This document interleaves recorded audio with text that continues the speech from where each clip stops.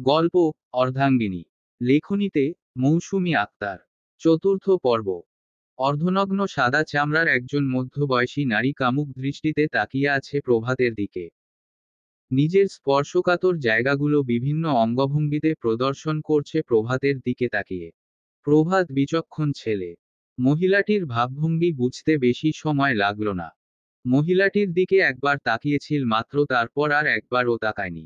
সে কঠিন মেজাজের সাথে ওয়াজেদ আর ওয়াসেলের দিকে তাকালো। মেজাজ স্থির রেখে এগিয়ে গেল ওয়াজেদ আর ওয়াসেলের দিকে, যেন চোখ দিয়েই গিলে খেয়ে ফেলবে বাপ আর চাচাকে। প্রভাত ওয়াজেদ আর ওয়াসেলের কাছাকাছি এগিয়ে যেতেই মহিলাটি উঠে দাঁড়াল। সে প্রভাতের কাঁধে রেখে বলল, you are so hot baby. Prabhat মহিলাটির হাত সরিয়ে দিয়ে কয়েকটি বিশ্রী গালি দিল ওয়াজেদ আর ওয়াসেলের দিকে তাকিয়ে। এত জঘন্য গালি যে প্রভাত জানে তা ওয়াজেদ আর ওয়াসেল এর জানা ছিল না। মহিলাটা প্রভাতের গালি শুনে বুঝে উঠতে পারল না গালি প্রভাত কাকে দিল। মহিলাটি জঘন্য নোংরা জগতের মানুষ। প্রভাতের গালি শুনে প্রভাতের প্রতি বিরক্তি আসার পরিবর্তে আরও মুগ্ধ হল। তার কামুক দৃষ্টি আরও বেড়ে গেল। কামুক হাসি হেসে প্রভাতের দিকে তাকিয়ে বলল, নটি বয়। প্রভাত ঘৃণিত দৃষ্টিতে মহিলাটির দিকে তাকিয়ে বলল, আপনার আমাকে কি দেখে নটি বয় মনে হলো আন্টি? মহিলাটি আবারও কামুক হাসি হেসে জবাব দিল, সিগারেট খাও তুমি? প্রভাত ঘৃণা আর বিরক্তিভরা দৃষ্টি আগের ন্যায় স্থির রেখে বলল, হ্যাঁ খাই। Wow I also like it নটি বয়। প্রভাত বিরক্তিতে ভ্রু কুঁচকে আবার প্রশ্ন করল, আপনার কথা আমি কিছুই বুঝলাম না। সিগারেট খাওয়া, গালি জানা, রাগী তেজি ছেলে আমার উইকনেস। তোমাকে আমার দারুণ লেগেছে। তোমাকে দেখেই তোমার বাবার সাথে বিজনেস ডিল ফাইনাল করলাম। আমি আমার পণ্য পাই বা না পাই ডিল ফাইনাল করে যাব। পুরা টাকা অ্যাডভান্স করে যাব। আমার শুধু তোমাকে লাগবে। বলেই প্রভাতের দিকে হাত বাড়াল মহিলাটি। প্রভাত এবার সরাসরি জঘন্য একটা গালি মহিলাটিকে দিয়ে বলল, সর, পতিতা। ওয়াসেল প্রভাতের দিকে তাকিয়ে বলল, প্রভাত উনি আমাদের বিজনেস পার্টনার মিসেনি। আমাদের দেশেরই। তবে বিদেশ থাকেন। কিছুদিনের জন্য বাংলাদেশে ঘুরতে এসছেন। প্রভাত ওয়াসেলের দিকে এগিয়ে গেল। ওয়াসেলের মুখের উপর গিয়ে ফিয়সফিস করে বলল, বিজনেস পার্টনার নাকি দুই ভাইয়ের বেড পার্টনার? ওয়াসেল চোখের মণিদ্বয় ঘুরাল। ওয়াজেদ আর মি সেনির দিকে তাকিয়ে বলল, ছেলে হয়ে বাপকে এসব বলছ? তুমি তো বাপ হয়ে ছেলের দেহ বিক্রি করে বিজনেস করতে চাইছ। এখন তো দেখছি ছেলে হয়েও রক্ষা নেই। মেয়ে হলে তো তুমি রেগুলার বাড়ি আমার জন্য কাস্টমার খুঁজে আনতে। এই ছেলে বিয়ের পরে একেবারে নির্লজ্জ হয়ে গিয়েছে। বাপকে যা খুশি তাই বলছে। প্রভাত বিরক্ত চোখে ওয়াসেলের দিকে তাকিয়ে বলল, তোমাদের এসব বিজনেস ডিলের মধ্যে আমাকে কেন ডেকেছ জানতে পারি? আমি আমার বউয়ের সাথে যখন থাকব কখনো আমাকে ডাকবে না। ওয়াজেদ একটা কাশি দিয়ে ফিসফিস করে বলল, প্রভাত মি সেনির সাথে ডিলটা আমাদের হয়ে গেলে আমাদের গত মাসের লসটা পুষিয়ে যাবে। অ্যাডভান্স টাকা পেলে এই টাকা দিয়ে কম দামে বেশি করে পণ্য কিনে রাখতে পারব। পরে বেশি দামে বিক্রি করে লস পুষাতে পারব। মি সেনির টাকার অভাব নেই। উনাকে খুশি করতে পারলেই ডিল ফাইনাল। প্রভাত বুকে হাত বেঁধে সোজা হয়ে দাঁড়াল। ওয়াজেদের দিকে তীক্ষ্ণ দৃষ্টি ফেলে বলল, উনাকে কিভাবে খুশি করতে হবে? ওয়াজেদ প্রভাতের আরও একটু কাছে এগিয়ে এসে বলল, মি সেনি দীর্ঘদিন বিদেশে থেকেছেন। বাংলাদেশি একজন বেড পার্টনার খুঁজছেন। আমরা কয়েকজনকে দেখিয়েছি। কিন্তু তুমি বাড়িতে প্রবেশ করতেই উনার তোমাকে পছন্দ হয়েছে। উনি গেস্ট হাউজে 7 দিন থাকবেন। তুমি যদি একটু 7 দিন সময় দিতে তাহলে ডিলটা ফাইনাল হয়ে যেত। প্রভাত কয়েক সেকেন্ড নিশ্চুপ রইল। ওয়াজেদের দিকে ভালোভাবে তাকিয়ে দেখে বলল, তাহলে এই 7 দিন আপনার মেয়েকে সময় দিবে কে চাচা? কেন পুষ্প আছে, তার মা কাকি আছে। আপনি জানেন না আপনি কি চিজ পয়দা করেছেন। যে মেয়ে জীবনে এক ড্রেস দুবার পরেনি সে কিনা অন্য কারো ইউজ করা জিনিস একসেপ্ট করবে। সে একসেপ্ট করলেও আপনি কোন সাহসে আমাকে এই ধরনের প্রস্তাব দেন? আপনার মতো ক্যারেক্টারলেস ভাবেন আমাকে। নেক্সট যদি এই ধরনের প্রস্তাব আমার কাছে রাখেন ভুলে যাব আপনি আমার বউয়ের বাপ। মহিলাটি ওদের ফিসফিস কথাবার্তা কিছু শুনতে পাচ্ছে না। সে কামুক দৃষ্টিতে প্রভাতের দিকে তাকিয়ে আবারও বলল, বেবি বাংলাদেশে পা রেখে প্রথম এরকম হট ছেলে দেখলাম। চলো আমরা রুমে যাই। প্রভাত মহিলার কাছে এগিয়ে এসে বলল, আমার চাচা ওয়াজেদের বেড পারফরম্যান্স অনেক ভালো। ট্রাই করে দেখুন আন্টি। উপরে আমার বউ অপেক্ষা করছে। আমার সুন্দরী পবিত্র বউ রেখে গুয়ের পোকার দিকে তাকানোর রুচি আমার আসবে না কখনোই। ওটা আমার বাবা আর চাচার পক্ষেই সম্ভব। বলেই প্রভাত উপরে ওঠার জন্য তাকালো। তাকাতেই দেখল পূর্ণতা তার দিকে গোল গোল চোখে তাকিয়ে আছে। পূর্ণতাকে ওভাবে তাকাতে দেখে প্রভাত বলল, সর্বনাশ করেছে। এখন বউ সামলাবো কিভাবে? মিস এনি প্রভাতের দিকে তাকিয়ে বলল, বিশ্বাস হয় না এটা আপনার ছেলে ওয়াসেল চৌধুরী। এত আলাদা কিভাবে হতে পারে? ওয়াসেল বলল, আমি বলেছিলাম আমার ছেলে রাজি হবে না। ওর অন্যরকম। ও কি আসলেই আপনার ছেলে? হ্যাঁ আমার ছেলে। আমি গেস্ট হাউজে যাচ্ছি।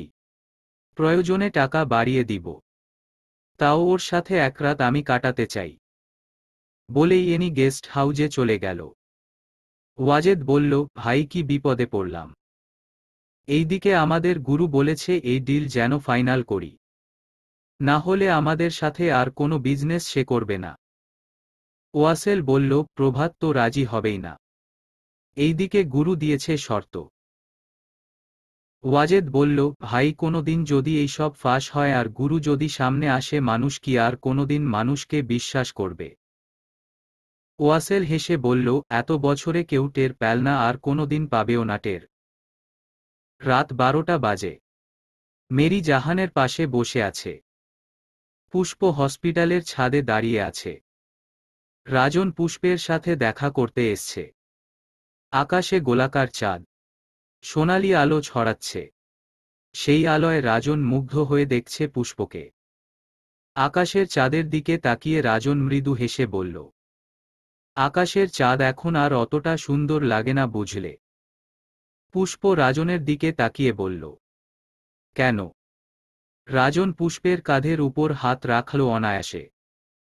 হাত রেখে বলল, যেদিন তোমাকে দেখেছি সেদিন থেকে পৃথিবীর কিছুই আর আমাকে মুগ্ধ করতে পারে না। আমি জানি না কি জাদু করেছ তুমি আমাকে।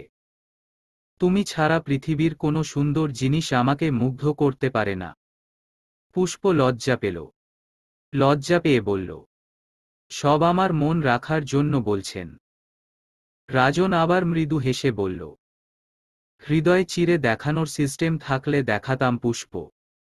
তোমাকে আমি কত ভালোবাসি। কত গভীরভাবে ভালোবাসি। তুমি আমার চোখে কত সুন্দর। পুষ্প রাজনের মুখের দিকে তাকাল। পুষ্প খেয়াল করল শ্যামবর্ণ মুখশ্রী অদ্ভুত মায়াবী দেখাচ্ছে। এ যেন হৃদয় উজাড় করা সব কথা বলছে। পুষ্পের ইচ্ছা করছে রাজনের মুখে হাত বুলোতে। জড়তার জন্য পারল না। রাজন কিছু বুঝতে পারল কিনা পুষ্প জানে না। সে পুষ্পের ডান গালে হাত রাখল। রাজনের স্পর্শ পেতেই পুষ্প লজ্জায় মিহিয়ে গেল। পুষ্পের লজ্জা রাঙা মুখটা রাজনকে আরো মুগ্ধ করল। সে পুষ্পের চিবুক ধরে মুখ উঁচু করল। খুব আলতো পরশে পুষ্পের কপালে ঠোঁট ছুঁয়ে চুমু এঁকে দিয়ে বলল, জীবনে প্রথম কোনো নারীকে ভালোবাসার চিহ্ন এঁকে দিলাম। জীবন থেকে মৃত্যু পর্যন্ত এই নারীর সাথেই যেন কাটাতে পারি। পুষ্প লজ্জায় রাজনকে ধাক্কা মেরে ছাদ থেকে নামতে গেল। রাজন পুষ্পের হাত টেনে ধরে বলল, আমার কাছে আর কিছুক্ষণ থাকো। আম্মু খুঁজবে। খুঁজুক। সত্যি বকা দিবে পড়ে। আমার জন্য না হয় একটু বকা শুনলে। পরে আর দেখা করতে পারবো না। শীঘ্রই আমার ঘরে নিয়ে যাব তোমাকে। কেউ আর বকবে না। শুধু এই খুনিকে ধরি একবার। পুষ্প এইবার জয়নাবের প্রসঙ্গটা তুলে বলল। আমি ভাবতে পারছি না জয়নাব আন্টি আর নেই। সজল ভাই, জয়নাব আন্টি এদের সাথে কে এমন করবে? রাজন চিন্তিত হয়ে বলল। চাকরি জীবনে এমন ঘটনা আগে দেখিনি। তবে আমিও এর শেষ দেখে ছাড়। পুষ্প আচমকা রাজনকে জড়িয়ে ধরল। জড়িয়ে ধরে বলল, আমার খুব ভয় করছে। আপনাকে নিয়ে চিন্তা হচ্ছে। ওই খুনি তো বুঝে গিয়েছে আপনি ওদের ধরার জন্য চেষ্টা করছেন। যদি কিছু করে আপনার। পুষ্পের এই জড়িয়ে ধরা, চিন্তা, কেয়ার করা রাজনকে প্রশান্তি দিল। কেউ ভালোবাসলে হৃদয়ে এত প্রশান্তি লাগে রাজন তা প্রথমবার অনুভব করল। নারীর ভালোবাসায় কেন পুরুষ পাগল হয় রাজন তা হারে হারে টের পেল। পুষ্প ছাড়া জীবনের আর এক পাও চলা সম্ভব নয়। হঠাৎ দুশ্চিন্তায় মুখ শুকিয়ে এল রাজনের। সে চিন্তিত কণ্ঠে বলল, আচ্ছা পুষ্প, আমার পরিচয় যদি খারাপ হয় আমাকে মেনে নিবে তুমি? পুষ্প রাজনকে আরও একটু শক্ত করে জড়িয়ে ধরে বলল, আমার আপনি হলেই চলবে। আর কোনো পরিচয় লাগবে না অফিসার। ভালোবাসি আপনাকে। শুধু আমাকে বিয়ে করে আপনার বউ বানিয়ে নিন আপনি। রাজন পুষ্পের মাথায় হাত বুলিয়ে বলল, অনেক সহজ সরল মানুষ তুমি পুষ্প। আকাশে এক ফালি পূর্ণিমার চাঁদ নরম আলো ছড়াচ্ছে ধরণীতে। আকাশ জুড়ে লক্ষ লক্ষ তারার মেলা মিটিমিটি জ্বলছে। মাঝে মাঝে সাদা তুলার ন্যায় শুভ্রঙা মেঘ ভেসে বেড়াচ্ছে। রাজন ছাদের রেলিং হেলান দিয়ে আকাশপানে তাকিয়ে সে দৃশ্য গভীর দৃষ্টি নিক্ষেপণ করে দেখছে। গভীর ধ্যানে মগ্ন রাজন। আকাশের বুক থেকে চাঁদ ছিটকে পড়লে কি সে আর আলো ছড়াতে পারবে? চাঁদের কি নিজস্ব সৌন্দর্য থাকবে? চাঁদের নিশ্চয়ই মৃত্যু হবে। তাহলে তার আকাশ থেকে যদি পুষ্প খসে পড়ে যায় তাহলে কি পুষ্প বাঁচবে? এই সহজ সরল মেয়েটাকে কি মিথ্যা বলা পাপ হচ্ছে? সত্য বললে কি মেয়েটা তাকে ভালোবাসত? এই মেয়েটার ভালোবাসার লোভ রাজনকে মিথ্যা বলতে বাধ্য করেছে। দুশ্চিন্তায় বারেবার মাথার চুলে হাত বুলোচ্ছে রাজন। পুষ্প দূরে গেলেই অশান্তি লাগে তার। তার গায়ের এই শ্যামবর্ণ রং হওয়া সত্ত্বেও পুষ্পের মতো সুন্দর মেয়ে তাকে একসেপ্ট করেছে। তার মানে মেয়েটা সরল। রাজনের ভেতরে তীব্র অশান্তি হচ্ছে। এই অশান্তি থেকে বাঁচতে কি করবে বুঝতে পারছে না। ফোনের স্ক্রিনে পুষ্পের ছবি দেওয়া। ফোনের পাওয়ার বাটন চেপে আলো জ্বালিয়ে পুষ্পের ছবিটা দেখল। প্যান্টের পকেটে ছোট্ট একটা ধারালো ছুরি রাখা। রাজন ছুরিটা বের করে বুকের বা পাশে ছোট্ট করে পুষ্পের নামটা লিখল। রাজনের কাছে এসব ছিল পৃথিবীর থার্ড ক্লাস কাজ। কিন্তু হৃদয়ের ভেতরের যন্ত্রণা থেকে বাঁচতে বাহ্যিক যন্ত্রণার প্রয়োজন ছিল। যার জন্য ভেতরে যন্ত্রণা হচ্ছে তার জন্যই বাইরের যন্ত্রণা সৃষ্টি করল। পুষ্প কি আদেও জানবে তার অজান্তে রাজন তাকে কত ভালোবেসেছিল? বিগত কয়েকদিন রাজন হসপিটালে আছে। সেদিন হসপিটালে একটা কাটা মাথার লাশ এসছে। এটার তদন্ত করতেই হসপিটালে আসা। চেষ্টা করেও রাজন কোনো ক্লু পাচ্ছে না। এতটা নির্দয় আর হৃদয়হীন মানুষ এই পৃথিবীতে এখনো আছে। এত নির্মমভাবে একটা মানুষের গলা থেকে মাথা আলাদা করে ফেলে। সেই কুখ্যাত মানুষটাকে। তার চেহারা কেমন? রাজনের শুধু একবার তাকে দেখার ইচ্ছা। এত বড় জঘন্য অপরাধীর চেহারা কি সত্যি মানুষের মতো দেখতে? এরা কেমন হয় দেখতে? রাজন শুধু অপেক্ষায় আছে এই নিকৃষ্ট চেহারাটা দেখার জন্য। জানালার গ্রিল ধরে দাঁড়িয়ে আছে পূর্ণতা বাহির পানে চেয়ে। সবুজ গাছের মাথার উপর দিয়ে উকি দিচ্ছে পূর্ণিমার গোলাকার চাঁদ। সেই চাঁদের সোনালি আলো জানালা দিয়ে প্রবেশ করে পূর্ণতার শরীরে মেখে দিচ্ছে আদর। পূর্ণতা আনমনে তাকিয়ে আছে বাহিরে। কি যেন ভাবছে গভীর ধ্যানে মগ্ন হয়ে। মনের মাঝে উকি দিচ্ছে হাজারো প্রশ্ন। তার বাবা চাচারা আসলে কিসের বিজনেস করে? প্রায় প্রায় গেস্ট হাউজে কারা আসে? ওরা কিসের ডিল করে? আলাদাভাবে আবার গেস্ট হাউজ কেন? ওখানে একটা বিশেষ রুম আছে। সে রুমে তালাবদ্ধ থাকে। মাঝে মধ্যেই তার বাবা বলে আজ গুরু এসেছিলেন। এই গুরুকে? সে তার ইচ্ছামতো আসে। কাউকে বলে আসে না। তার ইচ্ছামতো আসে। তার রুমের তালা পাসওয়ার্ড ছাড়া খোলে না। হাজারবার পূর্ণতার মনে এসব প্রশ্ন এসেছে, কিন্তু কাউকে বলতে পারেনি। ভাবতে বুধ হল পূর্ণতা। মাত্রই শাওয়ার নিয়েছে ও। সোনালি রঙের ভেজা চুলগুলো পিঠের উপর ছেড়ে দেওয়া। পরনে কালো রঙের থ্রি পিচ। ভেজা চুলে জামার পেছনে অংশ ভিজে একাকার হয়ে টুপটাপ বৃষ্টির ফোঁটার ন্যায় ফ্লোরে পড়ছে। পূর্ণতার সেদিকে কোনো খেয়াল নেই। আনমনে নিজের বাবা চাচাকে ছেড়ে মায়ের কথা ভেবে চলেছে। সে গোসল করে এসেই কাপড়টা ওয়াশরুমে রেখে দিত। ওর আম্মু রেগুলার কাপড় ধুয়ে শুকিয়ে আবার ভাঁজ করে রেখে যেত। ভেজা চুলে টাওয়াল দিয়ে মুছে দিত। ভাত মাখিয়ে খাবার গালে তুলে দিত। আম্মু ছাড়া এত ভালোবাসার মানুষ কে আছে এই দুনিয়াতে? আম্মুর কিছু হয়ে গেলে কে এত আদর করবে পূর্ণতাকে? কে মন খারাপে বুকে টেনে নিবে? না বলতেও কে বুঝে নিবে হৃদয়ের সমস্ত ক্ষত? কে মলিন মুখের ভাষা বুঝবে অনায়াসে? মায়ের পরে আরও একজন মানুষ আছে এই পৃথিবীতে যে পূর্ণতাকে মন প্রাণ দিয়ে ভালোবাসে। সে হল পুষ্প। পুষ্প কোনোদিন পূর্ণতাকে চাচাতো বোনের নজরে দেখেনি। পূর্ণতার সমস্ত পছন্দের জিনিস পুষ্প নিজে হাতে কিনে এনে দেয়। পুষ্প বাইরে গেলে নিজের জন্য কিছু না কিনলেও পূর্ণের জন্য কিনবেই। পুষ্প মেয়েটা একদম আলাদা। নিজের কোনো বাড়তি চাওয়া পাওয়া নেই। কোনো লোভ নেই। সরল মনের মেয়েটা সারা জীবন জাহান আর পূর্ণর খেয়াল রেখে জীবন কাটিয়ে দিল। পূর্ণতা ভাবছে পুষ্প আপুর ও এক সময় বিয়ে হয়ে যাবে। কে তখন দেখে শুনে রাখবে? আম্মু আর পুষ্প জীবন থেকে হারিয়ে গেলে সে বাঁচবে কিভাবে? এই দুজন মানুষ সারা জীবন অনেক কঠিন তার জন্য। এমন সময় আচমকা পূর্ণতার ঘাড় শিরশির করে উঠল। পুরুষালী দুটো শক্ত হাত পূর্ণতার কোমরের দুদিক দিয়ে নেমে কোমর জড়িয়ে ধরল। খোঁচা খোঁচা দাড়ির সংস্পর্শে শিউরে উঠল ঘাড়। মানুষটার নীরব উপস্থিতিতে পূর্ণতা টের পেল এই মানুষটা আর কেউ না, প্রভাত চৌধুরী। পূর্ণতা কোনো কথা বলল না। প্রভাতের স্পর্শ কেন যেন ভালো লাগতে শুরু করেছে। দিন যাচ্ছে আর প্রভাতের প্রতি ভুল ধারণাগুলো কমতে শুরু করেছে। প্রভাত পূর্ণতার ঘাড়ে থুতনি রেখে উষ্ণ নিঃশ্বাস ছেড়ে বলল, পূর্ণিমার চাঁদ আজ আমার ঘরে। মানুষ বলে চাঁদে কলঙ্ক থাকে। কই আমার চাঁদে তো কোনো কলঙ্ক নেই। বলেই পূর্ণতার ঘাড়ে ওষ্ঠ ডুবাল। সর্বাঙ্গ ঝাঁকিয়ে কেঁপে উঠল পূর্ণতা। শরীর কেমন ফুরবল হয়ে এল।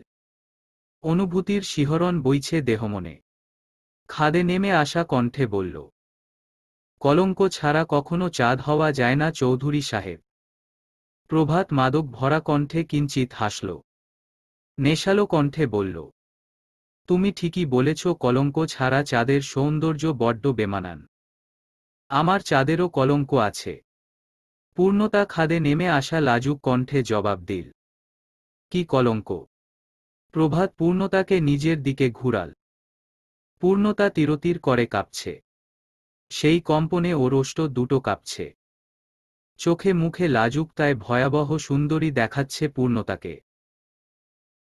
সদ্য শাওয়ার নেওয়া ভেজা এলোমেলো চুলে পূর্ণতাকে যেন মাদকের মতো নেশালো দেখাচ্ছে প্রভাতের চোখে। সে পূর্ণতার আরও কাছাকাছি গেল। পূর্ণতার কপালের সাথে নিজের কপাল মেশাল। উষ্ণকণ্ঠে ফিসফিস করে বলল, তোমার কলঙ্ক আমি। তুমি আমার হৃদয়ে আকাশের জলে ওঠা চাঁদ। প্রভাত চৌধুরীর জীবনের ব্যক্তিগত চাঁদ।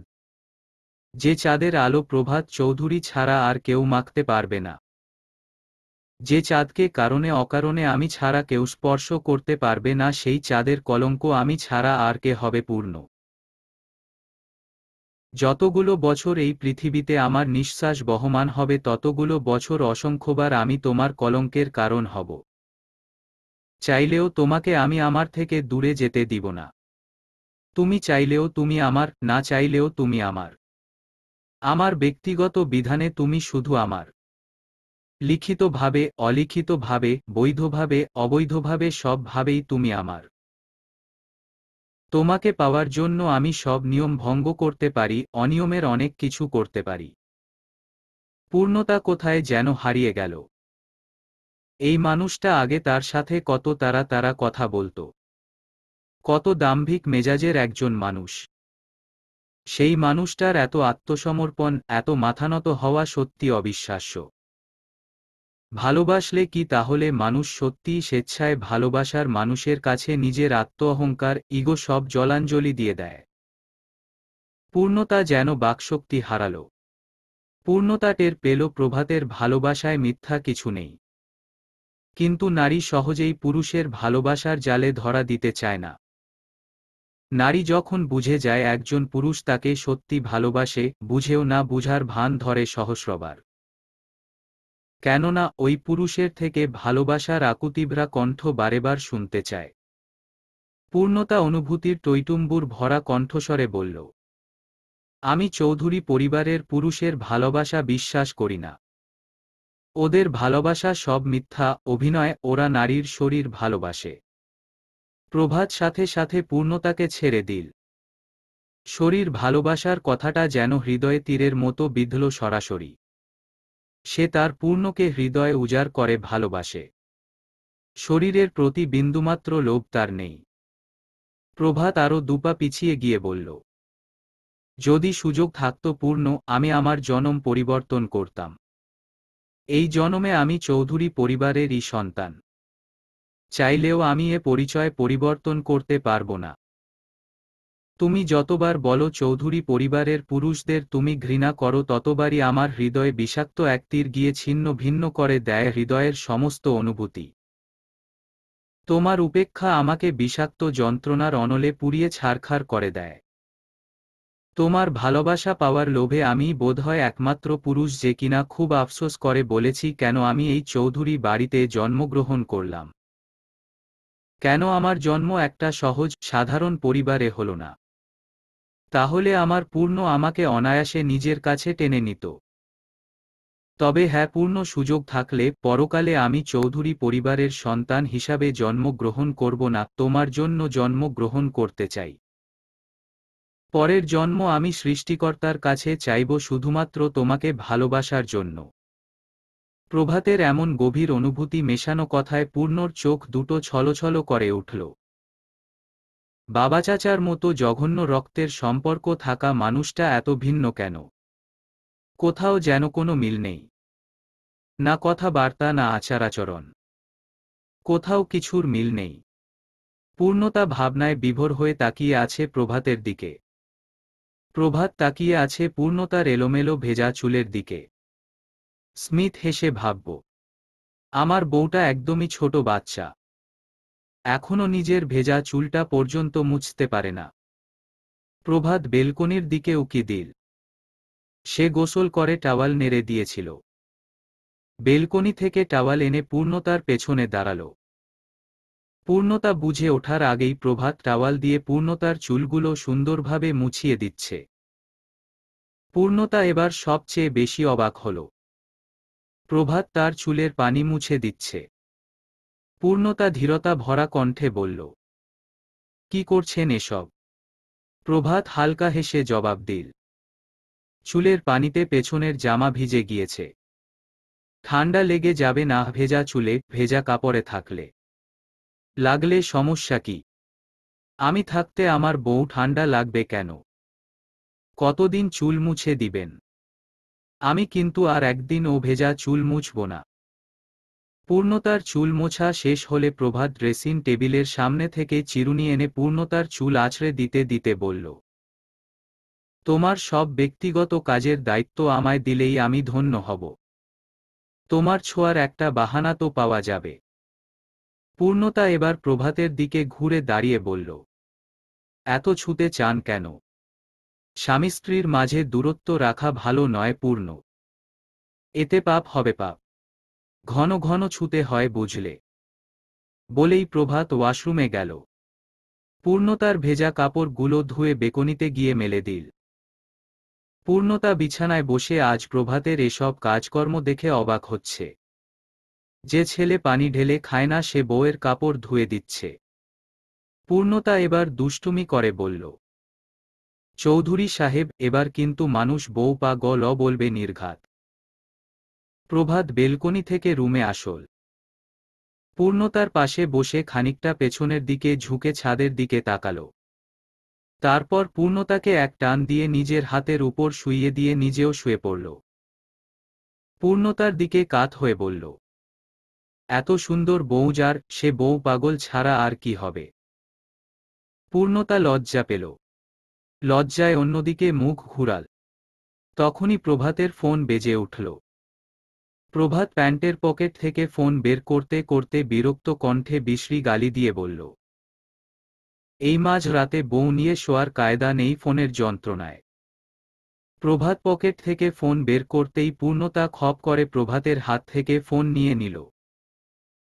ফোনের স্ক্রিনে ভাসছে অজান্তার নাম। পূর্ণতার সমস্ত শরীর টগবগ করে জ্বলে উঠল। সে তাৎক্ষণিক শোয়া থেকে উঠে বসল। পূর্ণতার মুখের থমথমে অবস্থা দেখে প্রভাত বিড়বিড় করে বলল, আমার রোমান্টিক মুহূর্তে আগুন দিতে কোন শালি ফোন দিচ্ছে আল্লাহ জানে। বউ এর মুখ থমথমে, নিশ্চয়ই কোনো মহিলার ফোন। প্রভাত ও উঠে বসল। কিছুটা ভয় পাচ্ছে পূর্ণতাকে।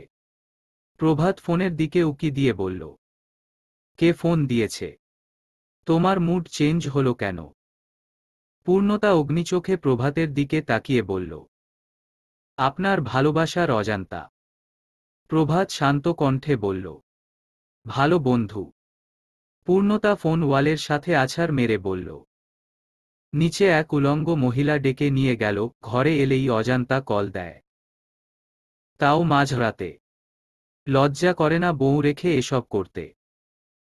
প্রভাত তার দুই কান ধরে পূর্ণতার সামনে মাথানত করে বলল, আজ থেকে আমার ফোনে আর কোনো মেয়ের ফোন আসবে না। পূর্ণতা ফ্লোরে নেমে ওর আদরের বিড়ালটা কোলে নিয়ে বিছানায় শুয়ে বলল, ডোন্ট ডিস্টার্ব মি। আপনার বান্ধবীর যতদিন না বিয়ে হয় আমার কাছেও আসবেন না। প্রভাত মাথা চুলকাতে চুলকাতে বলল, এ আবার কেমন শর্ত? বান্ধবীর বিয়ে না হলে কাছে যাওয়া যাবে না। এই শর্তের কোনো নড়চড় হবে না। সবই বুঝলাম, তাই বলে বর রেখে বিড়াল জড়িয়ে ধরে ঘুমাবা? বিড়ালের প্রতি হিংসা হচ্ছে? পূর্ণতা রাগী কণ্ঠে বলল, ও মেয়ে বিড়াল, ছেলে বিড়াল না। আপনার হিংসে হওয়ার কিছুই নেই। প্রভাত বলল, মেয়ে হলে আমাকে দাও, আমি জড়িয়ে ধরে ঘুমায়। পূর্ণতা উঠে বসে প্রভাতের কলার চেপে ধরে বলল, মেয়ে দেখলেই জড়িয়ে ধরতে ইচ্ছা করে।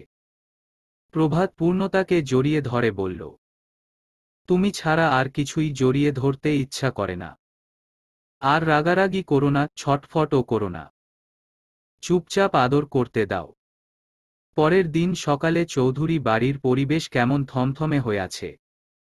বাড়ির কর্তা ওয়াসেল গভীর চিন্তায় মগ্ন। মিস এনি কিছুক্ষণ পরে চলে যাবে। মিস এনি চলে গেলে ডিলটা ক্যান্সেল হয়ে যাবে। এই ডিল ক্যান্সেল এর কারণ হিসাবে থাকবে প্রভাত, যার জন্য ওয়াসেলের উপর প্রেশার আসবে ভয়াবহভাবে। ওয়াসেলের ব্যবসা জীবনে একজন গুরু আছে, যে ওয়াসেলের থেকে হাজার গুণ চতুর।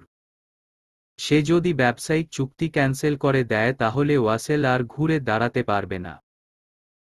ওয়াসেলের গুরু কঠিন মেজাজের মানুষ এবং এক কথার মানুষ। ওয়াসেলের মাথা ফেটে যাচ্ছে চিন্তায়। হাজার চেষ্টা করেও ছেলেকে নিজের লাইনে আনতে পারেনি। তার গোপনীয় কিছু ব্যবসা আছে যে বিষয়ে তার ছেলে এখনো জানে না। তার চেয়ে সম্পূর্ণ উল্টা ধাঁচের হয়েছে ছেলে। তার চেয়ে সাহসী এবং একরোখা, জেদি হয়েছে। ওয়াসেলের মাথায় ঢুকছে না তার ছেলে এমন বউ পাগল পয়দা হলো কিভাবে। এমন সময় প্রভাত পূর্ণতা হসপিটালে যাওয়ার জন্য বের হল। পূর্ণতার হাত খুব যত্নের সাথে ধরে সিঁড়ি থেকে নামছে প্রভাত। প্রভাতের কাছে পূর্ণতা যেন একটা শিশু, যাকে সারাক্ষণ আগলে রাখতে চায়। নিচে ডাইনিংয়ে নামতেই দেখল জোমেলা, ওয়াসেল আর ওয়াজেদ বসে আছে। তিনজনের মুখের অবস্থায় থমথমে। প্রভাত আর চোখে তাকিয়ে দেখল ওয়াজেদ আর ওয়াসেলের মুড বেশি খারাপ। এই মুড অফের কারণ প্রভাত খুব ভালোভাবে জানে ওদের যে বিজনেস পার্টনার আছে সে এক কথার মানুষ। কথা রাখতে না পারলে ব্যবসায়িক সমস্ত ডিল ক্যান্সেল করে দিবে। এর ফলাফল স্বরূপ ওয়াজেদ এবং ওয়াসেলকে পথে বসতে হবে। প্রভাতের এই বিষয়ে কোনো মাথা ব্যথাই নেই। ওয়াসেল ভিক্ষা করলেও প্রভাত পূর্ণতা ছাড়া অন্য কাউকে ছুঁয়েও দেখবে না। জোমেলা বরাবরই পূর্ণতাকে দুচোখে দেখতে পারে না। এর একটাই কারণ, পূর্ণতা ছেলে হয়ে কেন জন্ম নিল না। পূর্ণতাকে দেখেই জোমেলা ছেলেদের তাক করে বলল, বাড়ি তো আজকাল ফাঁকা হয়ে যাচ্ছে। বাড়ির মেয়েবুদের পাখনা গজাইছে। রান্না করবে কে?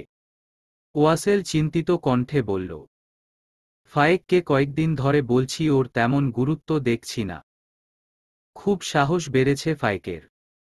জোমেলা খিটখিটে মেজাজে পূর্ণতার আপাদমস্তক তাকিয়ে দেখে বলল, সাত সকালে আবার কোথায় যাওয়ার জন্য বের হলি? পূর্ণতার কোনো উত্তর দিতে ইচ্ছা হচ্ছে না।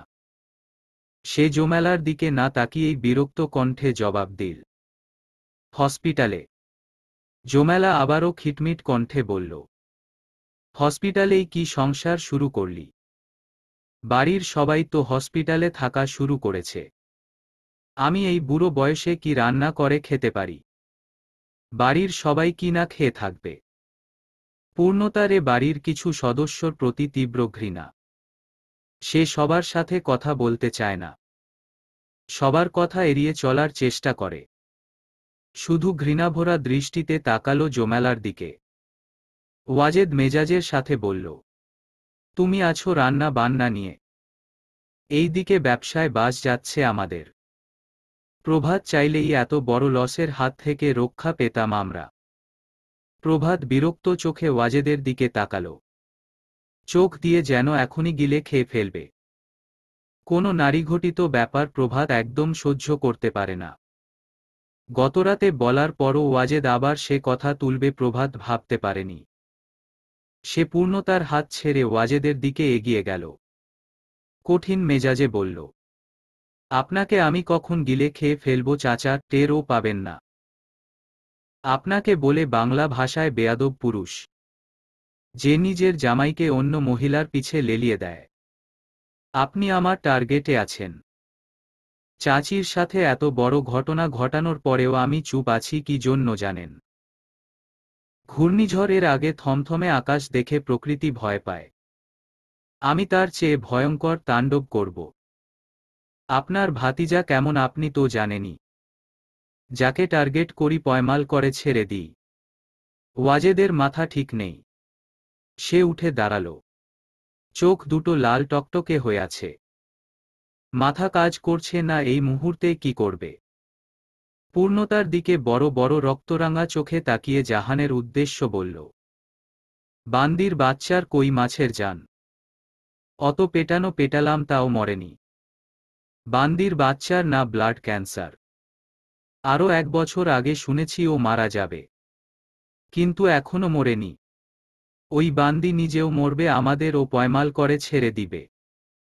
আজরাইল মনে হয় খানকির বাচ্চাকে চোখে দেখছে না। আমি হসপিটালে গিয়ে আজ ওরে যদি জবাই না দিছি, ওর জন্য আজ সব ধ্বংসের পথে। ওয়াসেল বলল, অন্য মানুষের দোষ দিয়ে কি হবে? আমি আগেই বুঝছিলাম প্রভাত মায়া মানুষের পাল্লায় পড়েছে। ধ্বংস নিশ্চিত। পূর্ণতার জন্য আজ ব্যবসায় লালবাতি জ্বলবে। প্রভাত যদি বউ পাগল না হয়ে বাস্তবতা ভাবত তাহলে আজ ব্যবসায়ের এই অবস্থা হত না। আমি যে শেষ বয়সে ওর উপর সব ছেড়ে দিব, কিন্তু ও তো জানেই না কখন কাকে কিভাবে ব্যবহার করতে হয়। প্রভাত ওয়াসেলের দিকে তাকিয়ে কপাল টান টান করে বলল, নোংরামি করে ব্যবসা করতে হবে। আজ থেকে গেস্ট হাউজে কোনো নোংরামি চলবে না। টাকা পয়সা কবরে নিয়ে যাবা। টাকার জন্য যা খুশি তাই করছো। আজকের পর গেস্ট হাউজে কোনো নোংরামি চললে আমার চেয়ে খারাপ কেউ হবে না। ওয়াজেদ বলল, ওই বান্দি যদি প্রভাতকে কেঁদে কেঁদে না বলতো ও অসুস্থ মরে যাবে। প্রভাত যেন পূর্ণতাকে বিয়ে করে। তাহলে কি প্রভাত জোর করে হলেও পূর্ণকে বিয়ে করত? শুধুমাত্র জাহানকে দেওয়া কথা রাখতেই প্রভাত পূর্ণতাকে বিয়ে করেছে। এমন তো না প্রভাত প্রেমে পড়ে বা ভালোবেসে বিয়ে করেছে। সবকিছুর দায়ী ওই বান্দির। প্রভাত পূর্ণতার দিকে তাকিয়ে চোখ ফিরিয়ে ওয়াসেলের দিকে নিক্ষেপ করল। চাপা কণ্ঠে বলল, আমি যদি ভালো না বাসতাম কার সাধ্যই ছিল আমাকে জোর করে বিয়ে দিবে? আমি ভালোবেসেই বিয়েটা করেছি। আমি ভালোবাসি পূর্ণকে। ওদিকে কি কথা হচ্ছে পূর্ণতার সেদিকে খেয়াল নেই। সর্বাঙ্গ কাঁপছে তার। মাথা চক্কর দিয়ে উঠল। চোখ টলমল করে উঠল পানিতে। তার মায়ের ব্লাড ক্যান্সার। আর সে এতদিন ধরে কিছুই জানত না। এই জন্য তার মা এত অসুস্থ হয়।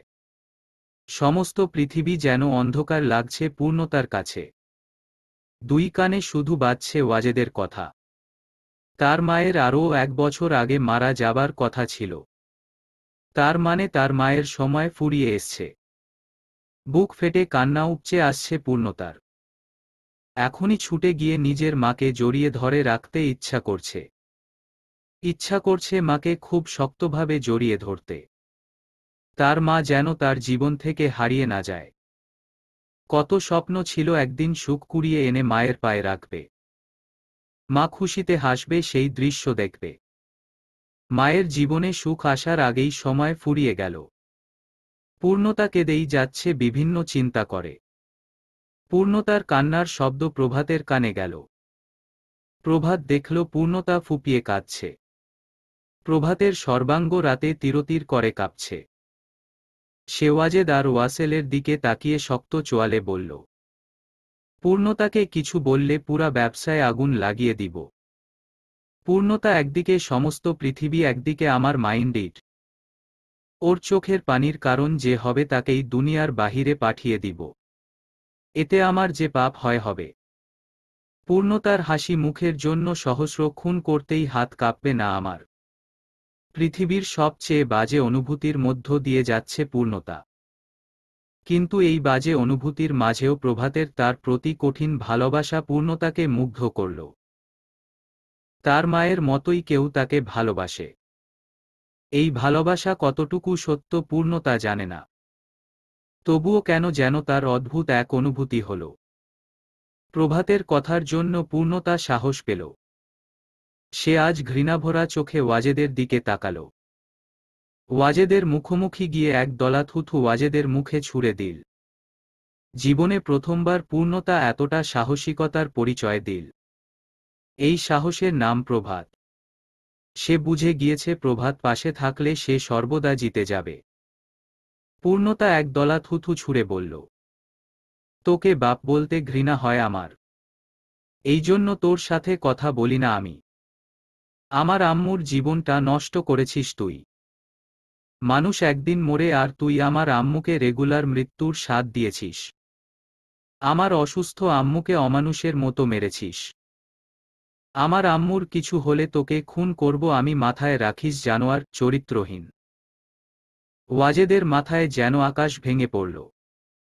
পূর্ণতা এত সাহস কিভাবে পেল? ওয়াজেদ কিছু বলতে যাবে তখনই প্রভাত বলল, চাচা ও আপনার মেয়ে না, প্রভাত চৌধুরীর বউ। তেজ একটু বেশি থাকবে, এটাই স্বাভাবিক। আজ থুথু খেয়েছেন, পরের দিন জনসম্মুখে নিয়ে জুতা দিবে। ওয়াজেদ ওয়াসেলের দিকে তাকিয়ে হা করে রইল। তার মুখের জবান যেন বন্ধ হয়ে গেল। ওয়াসেল কিছু বলতে যাবে তখনই ফাইকের কণ্ঠস্বর শোনা গেল। ফাইক মাছ নিয়ে এসে ডাকাডাকি করছে। ওয়াসেল উঠে গেল। ফাইক মাছের ঝাঁকা নামাল। মাছের ঝাঁকা নামিয়ে বলল, স্যার মাছ লইবেন না, আগের বাকি টেহা গুলান দিলে উপকার হইত। ওয়াসেল মাছের ঝাঁকার দিকে তাকিয়ে দেখল আজ বেশি ভালো মাছে নেই। ওয়াসেল গম্ভীর কণ্ঠে বলল, কি মাছ এসব? আমার বাড়ি গেস্ট এসছে, বলছিলাম না ভালো মাছ আনবি। ফায়েক বোকা শোকা মানুষ। সে বোকা হেসে বলল, স্যার আজকের মাছ গুলান আমার ছেলে নিয়ে গিয়েছে। একটা মাত্র ছেলে তো, ও খাইতে চাইলে তো না কন যায় না। ওয়াসেল ফায়েকের মুখে লাথি মেরে বলল, তোর ছেলে বড় হয়ে গেল আমার চেয়ে। আমার গেস্টকে মাছ খাওয়াতে চেয়েছিলাম, মাছ না এনে ছেলেকে দিয়েছিস। কতদিন ধরে বলছি একটা কাজের মেয়ে খুঁয়ে দে, সেদিকেও খেয়াল নেই তোর। ফায়েকের বোকা সরল মুখটা কালো হয়ে গেল। চোখ দিয়ে পানি ছেড়ে বলল, পৃথিবীর সব বাপের কাছেই তার সন্তান বড়। আপনারা যদি আর মাছ না ও নেন তাই আমার আপত্তি নাই। আমার ছেলের উপরে আর কিছু নেই আমার স্যার। আপনাগো কামের মানুষ খুঁজে এনেছি। প্রভাত দূর থেকে দৃশ্যটা দেখেছে। হৃদয়টা কেঁদে উঠেছে প্রভাতের। দরিদ্র মানুষকে এমন আঘাত করেছে যা প্রভাতের হৃদয়ে গিয়ে লাগল। প্রভাত কঠিন মেজাজ নিয়ে এগিয়ে গেল। ফায়েকের দিকে হাত বাড়িয়ে বলল, চাচা উঠুন। ফায়েক খুব সরলভাবে জিজ্ঞেস করল, কেন? প্রভাত ওয়াসেলের দিকে তাকিয়ে বলল, উনাকেও একটা লাথি দিন আপনি। ফায়েকের গাল একদম হা হয়ে গেল প্রভাতের কথা শুনে। ওয়াসেল চৌধুরীর দিকে তাকানোই যেখানে দুঃসাহসিকতার কাজ, সেখানে লাথি। প্রভাত এটা কি বলল? ফায়েকের মুখভঙ্গি দেখে প্রভাত বুঝেই প্রশ্ন করল, অবাক হচ্ছেন কেন? দিন লাথি। ওয়াসেল বলল, তোমার কি মাথা একদম খারাপ হয়েছে? প্রভাত বলল, তোমাদের টাইট দিতে আমাকে এসব রাস্তায় বেছে নিতে হবে? কাজটা ঠিক করনি। ফায়েক চাচার গায়ে হাত তুলে। ফায়েক ঝামেলা দেখে বলল, আমি আর মাছ ধরব না। আমার ছেলে প্রতিদিন রাগারাগি করে, তাই ভাবছি এ কাম আমি আর করব না। আপনাদের নতুন কামের মানুষ আমি জেলে পাড়া থেকে খুঁজে এনেছি। ওর নাম পূজা। ফায়েকের কঙ্কাল শরীর, জীর্ণদশা অবস্থা। ওয়াসেল আঘাত কারাতেই শরীরের দুর্বলতা প্রকাশ পেয়েছে। সে কাঁপছে, চোখ দিয়ে পানি নির্গত হচ্ছে, দেখতেই অসহায় লাগছে। দারিদ্রতার সাথে সংগ্রাম করে বেঁচে আছে তা শরীরের দিকে তাকালেই বোঝা যায়। শীত নেই, গরম নেই, মেঘ নেই, তুফান নেই, তার মাঝে পানিতে ভিজে জীবন কাটিয়ে দিল শুধু মাছ ধরে ধরে। জীবনে ভোগ বলে কিছুই করতে পারেনি। চৌধুরীদের সব কথা মাথা পেতে মেনে নিচ্ছে বছরের পর বছর। শুধুমাত্র মাছের বিনিময়ে পাওনা টাকার চেয়ে একটু বেশি টাকা পাবে তাই। ওয়াসেল এর আগেও অনেকবার খারাপ ব্যবহার করেছে, তবে গায়ে হাত তোলেনি। আজ তুলেছে। শুধুমাত্র দরিদ্র মানুষ বলেই চুপচাপ সহ্য করল এমন অত্যাচার। গাল কেটে রক্ত গড়িয়ে পড়ছে ফায়েকের। যন্ত্রণায় কাতরাচ্ছে। শরীরের ব্যথার চেয়ে অপমানের ব্যথায় তার চোখ দিয়ে পানি নির্গত হচ্ছে। প্রভাত নিচু হয়ে বসল ফায়েকের সামনে। ফায়েকের দুই বাহু ধরে দাঁড় করিয়ে পকেট থেকে রুমাল বের করে রক্ত মুছে দিল। পরম ভালোবাসা আর সম্মানের সাথে যন্ত্রণায় কাতর কণ্ঠে ফায়েকের দুই গালে হাত রেখে বলল, ফায়েক চাচা, এ বাড়িতে আপনি আর কোনোদিন আসবেন না। আপনার জীর্ণ শরীরটা খেয়াল করছি আমার জন্মের পর থেকে। আপনাকে দেখে আমি অবাক হই। একটা মানুষ এতটা নিঃস্বার্থবান সরল মনের অধিকারী কিভাবে হতে পারে? রোজ সকালে আপনার সহজ সরল মুখটা দেখে দেখে আমি বড় হয়েছি। আমি জানি আপনার অভাবের সংসার, তবুও মুখের হাসি যেতে দেখেনি। 10 কিমি রাস্তা রোজ সকালে হেঁটে আপনি মাছ নিয়ে আসেন। ভাড়ার টাকা বাঁচাতে কোনোদিন ভ্যান গাড়িতে চড়েননি। আমি চিংড়ি পছন্দ করি বলে কোনোদিন নদীর ভালো চিংড়িটা নিজের ছেলেকে খাওয়াননি। এত কষ্ট করে হেঁটে কেন আপনি মাছ নিয়ে আসেন? আজ থেকে অন্য জায়গা বিক্রি করবেন। আপনার বাড়ির আশেপাশের বাজারে বিক্রি করবেন। ফায়েক প্রভাতের কথা শুনে চোখের পানি ছেড়ে দিল। তার মতো সামান্য মানুষকে চৌধুরী বাড়ির কেউ কোনোদিন এত গুরুত্ব দিবে সে ভাবতে পারেনি। ফায়েকের চোখের পানি দেখে প্রভাত বলল, প্লিজ কাঁদবেন না চাচা। আপনার না একটা ছেলে আছে? যদিও আমি তাকে চিনি না। সে কেমন তা জানি না। আপনার এত কষ্টের মূল্য সে কোনোদিন দিতে পারবে কিনা জানি না। সে যদি নাও দেয় আমি আপনার ছেলে হয়ে আপনাকে দেখব সারা জীবন। ফায়েক নিজেকে কন্ট্রোল করতে পারছে না। প্রভাত ভালো সে জানে। এতটা ভালো সে জানত না। ফায়েক অশ্রুমিশ্রিত চোখে তাকিয়ে আছে প্রভাতের দিকে। প্রভাত আবারও বলল, কাজের যে মেয়েটিকে আপনি নিয়ে এসেছেন নিয়ে যান। ওরা অমানুষ।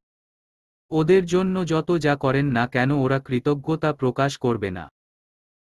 আপনাকে আর কোনোদিন মাছ নিয়ে আসতে হবে না চাচা।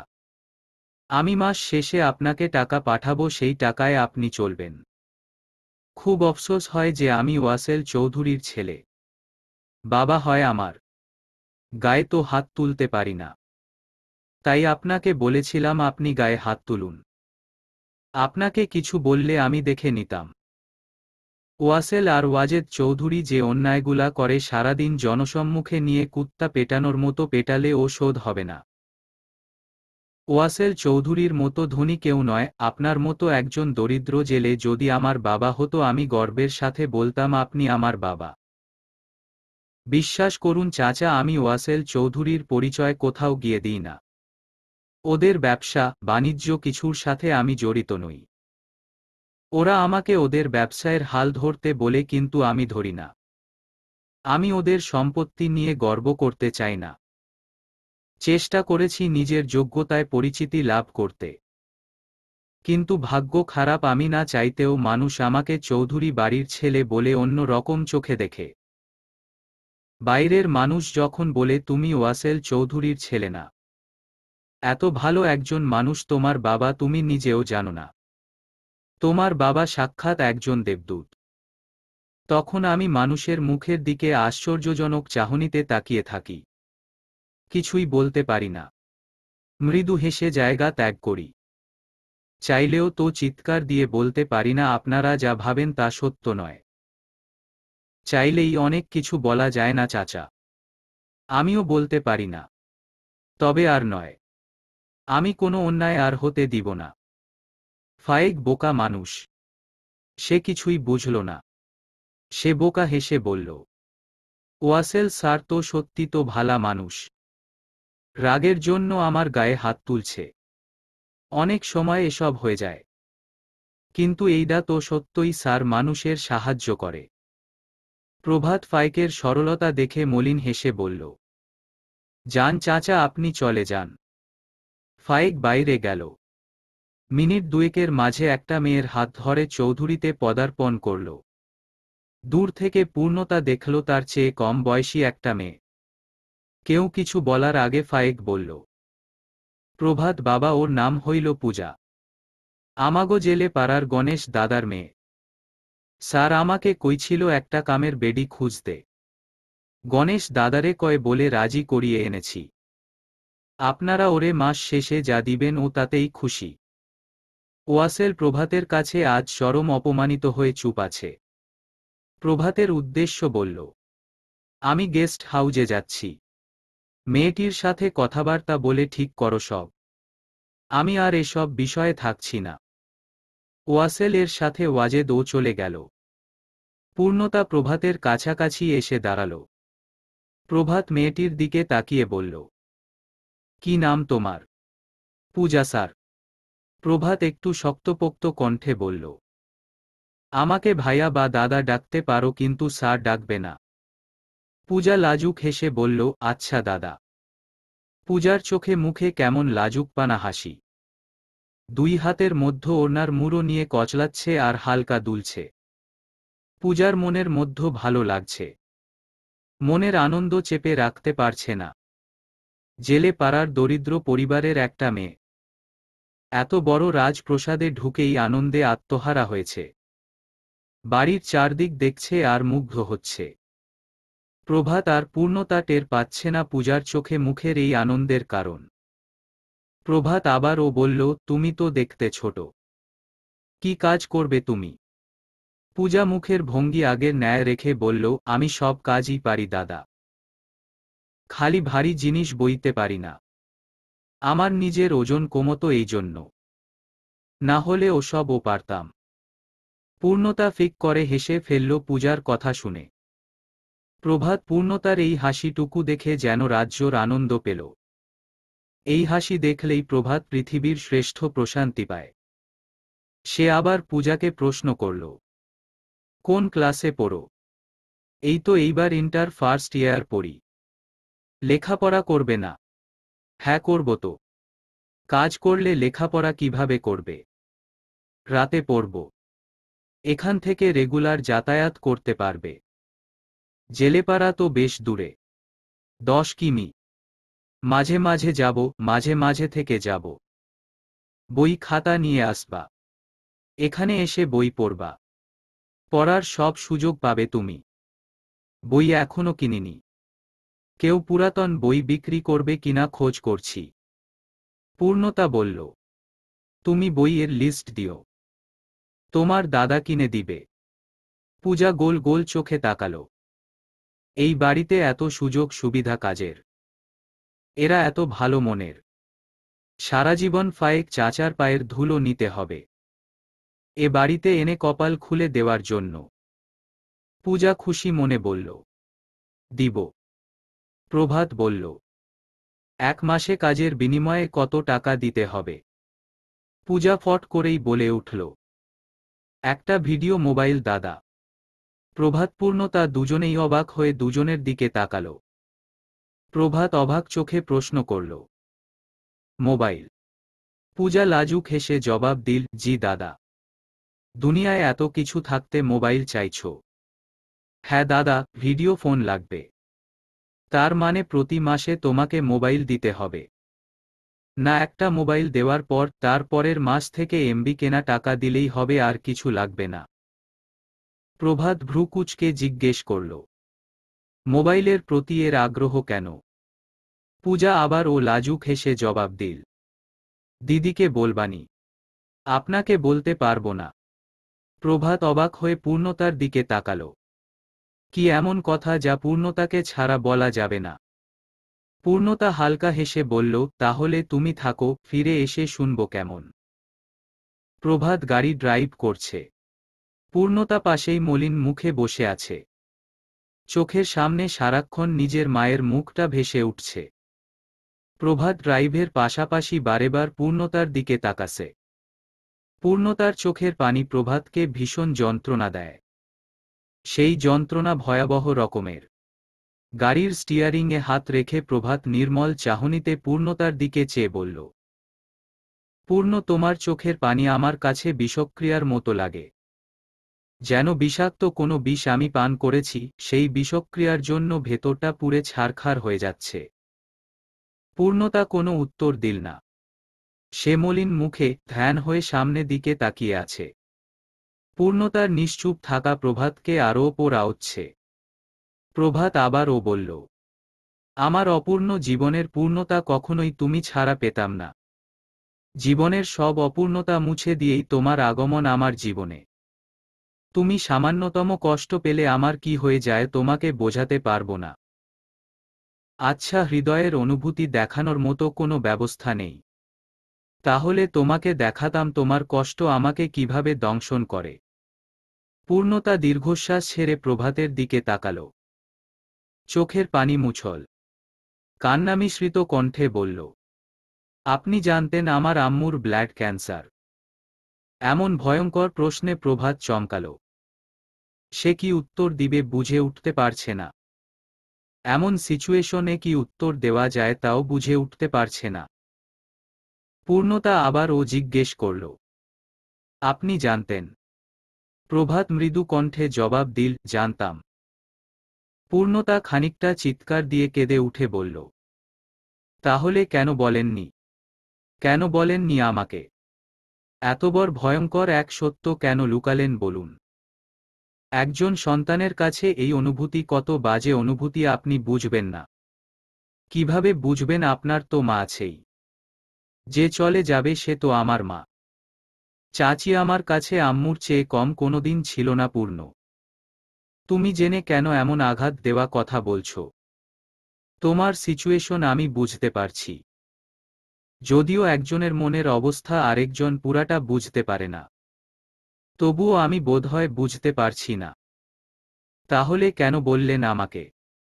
আমি তাহলে আমার আম্মুর পাশে সারাক্ষণ থাকতাম। এই দুনিয়াতে আমার আম্মু আর বেশি দিন নেই। এটা আমি ভাবতেই পারছি না। আম্মুর কিছু হয়ে গেলে সেদিন আমিও নিজেকে শেষ করে দিব। তোমাকে বললে আরো অনেক দিন আগেই তোমার হাসি খুশি মুখটা মলিন হয়ে যেত, যেটা চাচি কখনোই চায়নি। চাচির অনুরোধই তোমাকে কিছু বলা হয়নি। আমার আম্মুর কিছু হলে আমি কি করব? কি হবে আমার? আমার আম্মু কি সত্যিই আর থাকবে না? কুল পূর্ণ। কার হায়াত কতটুকু তা আল্লাহ ভালো জানেন। আমরা নই। অসুস্থ মানুষও দীর্ঘদিন বেঁচে থাকে। আবার সুস্থ মানুষ হুট করে মরে যায়। চাচি মারা যাবে এসব কেন ভাবছ? ভাবতে বাধ্য হচ্ছি।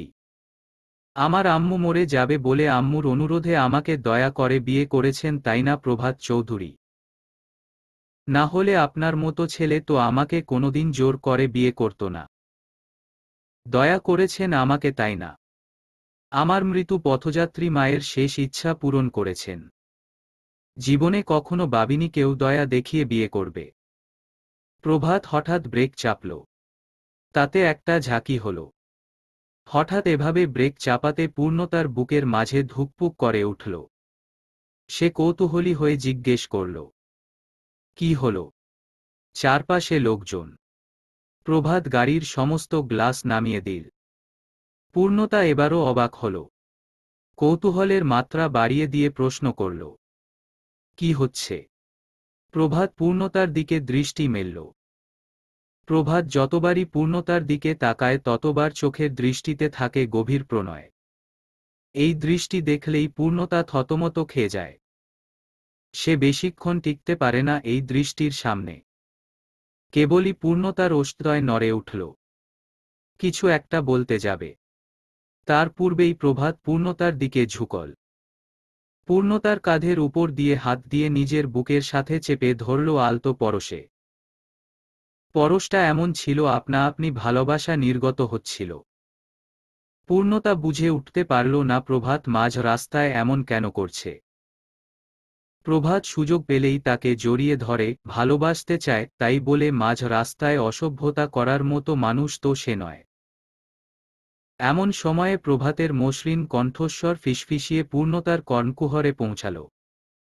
প্রভাত আদর মাখা কোমল কণ্ঠে ফিসফিসিয়ে বলল, আমার বুকে কান রাখো। হৃদস্পন্দনের গতিবেগ কি শুনতে পাও পূর্ণ? খেয়াল করে শোনো, প্রতিটা স্পন্দন বলছে ভালোবাসি পূর্ণ, তোমাকে পৃথিবী সমান ভালোবাসি। ইহকালেও ভালোবাসি, পরকালেও ভালোবাসি। ভালোবাসা ছাড়া কি আর অন্য কিছু আছে আমার হৃদস্পন্দনে পূর্ণ? প্রভাতের এমন আদুরে কণ্ঠ, ভালোবাসার আকুলতায় পূর্ণতা ফুপিয়ে কেঁদে উঠল। প্রভাতের গেঞ্জির গলার খামছে ধরে বলে উঠল, সব মিথ্যা, বিশ্বাস করি না আমি কিচ্ছু। প্রভাত পূর্ণতাকে নিজের বুকের সাথে আরও একটু শক্তভাবে জড়িয়ে ধরে বলল, আমি জীবনে হয়তো প্রয়োজনে অপ্রয়োজনে অনেক মিথ্যা বলেছি। কিন্তু বিশ্বাস করো, এই পৃথিবীর আমার ভালোবাসার চেয়ে সত্য কিছুই নেই। আমি আপনার কাছে একটা জিনিস চাই, দিতে পারবেন? চেয়েই দেখো, জান দিতেও ভাবব না। পূর্ণতা কাঁদতে কাঁদতে বলল, আমাকে কথা দিন, আমার আম্মুর সাথে যে এত বড় অন্যায় করল তাকে উপযুক্ত শাস্তি দিবেন। ওই নিকৃষ্ট ব্যক্তিকে একটু হলেও কষ্ট দিবেন। ওই নিকৃষ্ট ব্যক্তির কষ্ট দেখলেই আমার অশান্ত হৃদয়টা শান্ত হবে। আর আপনি যদি না পারেন, আমি নিজেই কি করব জানি না। প্রভাত পূর্ণতার মাথায় হাত বুলোতে বুলোতে বলল, তুমি না বললেও আমি তাকে ছাড়তাম না। আমি চাচাকে কঠিন শাস্তি দিব। বুঝাব অর্ধাঙ্গিনী ছাড়া জীবন কতটা দুর্বিষহ হতে পারে। এমন সময় প্রভাতের চোখ গেল বাইরে। সে গাড়ির গ্লাস উঠিয়ে দিল। প্রভাত উকি দিল। দেখল রাজনের সাথে পুষ্প একটা ফুলের দোকানের সামনে দাঁড়িয়ে আছে। রাজন আর পুষ্প দুজনের মুখ হাসি খুশিতে ভর্তি। প্রভাত যা অনুমান করছে তা কি সত্য? মুহূর্তের মাঝেই প্রভাতের অনুমান সত্য হল। রাজন একটা বেলি ফুলের গাজরা পুষ্পর চুলে বেঁধে দিল। তারপর পুষ্পের হাত ধরে নিয়ে একটা রিকশায় উঠল। পূর্ণতার গলা শুকিয়ে এল টেনশনে। এভাবে ওরা প্রভাতের সামনে ধরা পড়ে গেল। রিকশাটা চলে যেতেই প্রভাত পূর্ণতার দিকে তাকিয়ে বলল, তুমি কিছু জানতে এ ব্যাপারে? পূর্ণতা জিভ দিয়ে ঠোঁট ভিজিয়ে নিয়ে বলল, না মানে? প্রভাত শক্তভাবে জিজ্ঞেস করল, আমি জানি পৃথিবীর কেউ না জানলেও তুমি সব জানো। কতদিন ধরে চলছে এসব? কতটুকু গভীরে গিয়েছে জানো? এভাবে রেগে যাচ্ছেন কেন? আমাকে চোখ রাঙাচ্ছেন কেন? পুষ্প আমার একমাত্র বোন। ও ভুল করলে আমি রাখব না, টেনশন করব না। পূর্ণতা গভীর কৌতূহল নিয়ে জিজ্ঞেস করল, আপনি কিভাবে শিওর হলেন আপু ভুল করছে? ঠিক ও তো হতে পারে। প্রভাত চিন্তিত হয়ে উত্তর দিল, দেখো পূর্ণ, তোমার কোনো আইডিয়া আছে ছেলেদের সম্পর্কে? জানো চারদিকে কি হচ্ছে? যাকে তুমি বেশি ভালো মনে করবে সেই হবে ভয়ঙ্কর খারাপ। তার মানে বলতে চাইছেন রাজন ভাইয়া ভালো মানুষ নন? দেখো আমি তা বলতে চাইনি। রাজনকে যতটুকু দেখেছি স্ট্রং পার্সোনালিটির ছেলে হিসাবে দেখেছি। কিন্তু দুদিন দেখেই তো আমরা পরিপূর্ণভাবে একটা মানুষ চিনতে পারি না। রাজন একজন এসআই, শুধু এতটুকু জানি। ওর পরিচয় কি? কোন জেলার ছেলে? ফ্যামিলি কেমন কিছুই তো জানি না। চৌধুরী পরিবারের চেয়ে নিশ্চয়ই খারাপ পরিবার পৃথিবীতে নেই। তাছাড়া এত কিছু জানতে হবে কেন? মানুষটা ভালো হলেই তো হলো। প্রভাত আবারও প্রশ্ন করল, কতটুকু গভীরে গিয়েছে জানো? পূর্ণতা ওদের দুজনের কথা 2 সেকেন্ড ভেবে উত্তর দিল, যতটুকু গভীরে গেলে একজন আরেকজনকে ছাড়া অসহায় হয়ে পড়ে। রাজন ভালো হলে ওর ফ্যামিলি নিয়ে আমার মাথা ব্যথা নেই। সবার বিপক্ষে গিয়ে ওদের বিয়ে দিব। শুধু আমার বোনকে যেন ভালোবাসে।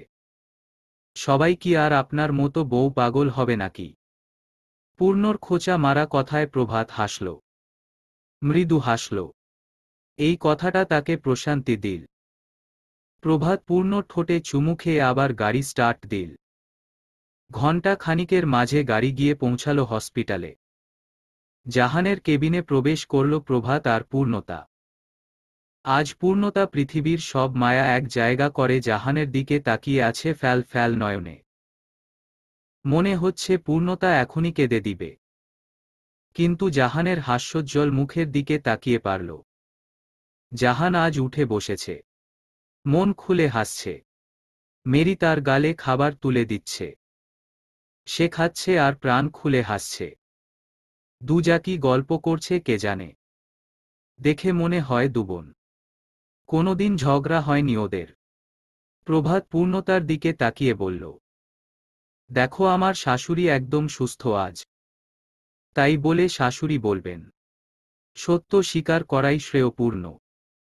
এমন সময় মেরির চোখ গেল দরজায়। প্রভাত আর পূর্ণকে দেখে মেরি বলল, তোরা ভেতরে আয়। বাইরে কেন? ওরা দুজন এগিয়ে এল। পূর্ণতা সরাসরি জাহানের কাছে এগিয়ে গেল। জাহানের অসুস্থতার কথা আর মনে করিয়ে দিয়ে হাসি মুখটা মলিন করল না। জাহানকে খুব আদর করে জড়িয়ে ধরল। জড়িয়ে ধরে রেখেছে খুব শক্তভাবে আর ছাড়ছে না। মেয়ের এমন পাগলামি দেখে জাহান খুব জোরে হাসল। আজ কেন এত হাসছে কেউ জানে না। শুধু হেসেই যাচ্ছে।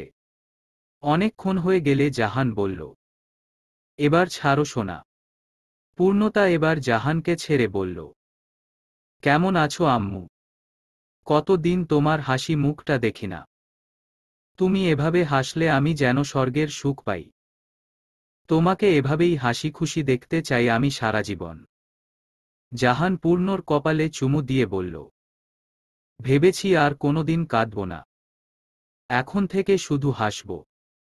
মেরি বলল, পূর্ণ আমাকে তো কোনোদিন এভাবে আদর করিস না। আমি কি তোর কিছু হই না? পূর্ণ মেরিকে জড়িয়ে ধরে বলল, তুমি আমার দ্বিতীয় মা বুঝছো। দুজনকে সমান ভালোবাসি আমি। আরও 10 দিন কেটে গিয়েছে। এ বাড়িতে পূজা এসছে আজ 10 দিন হলো। জাহানও বাড়ি এসছে।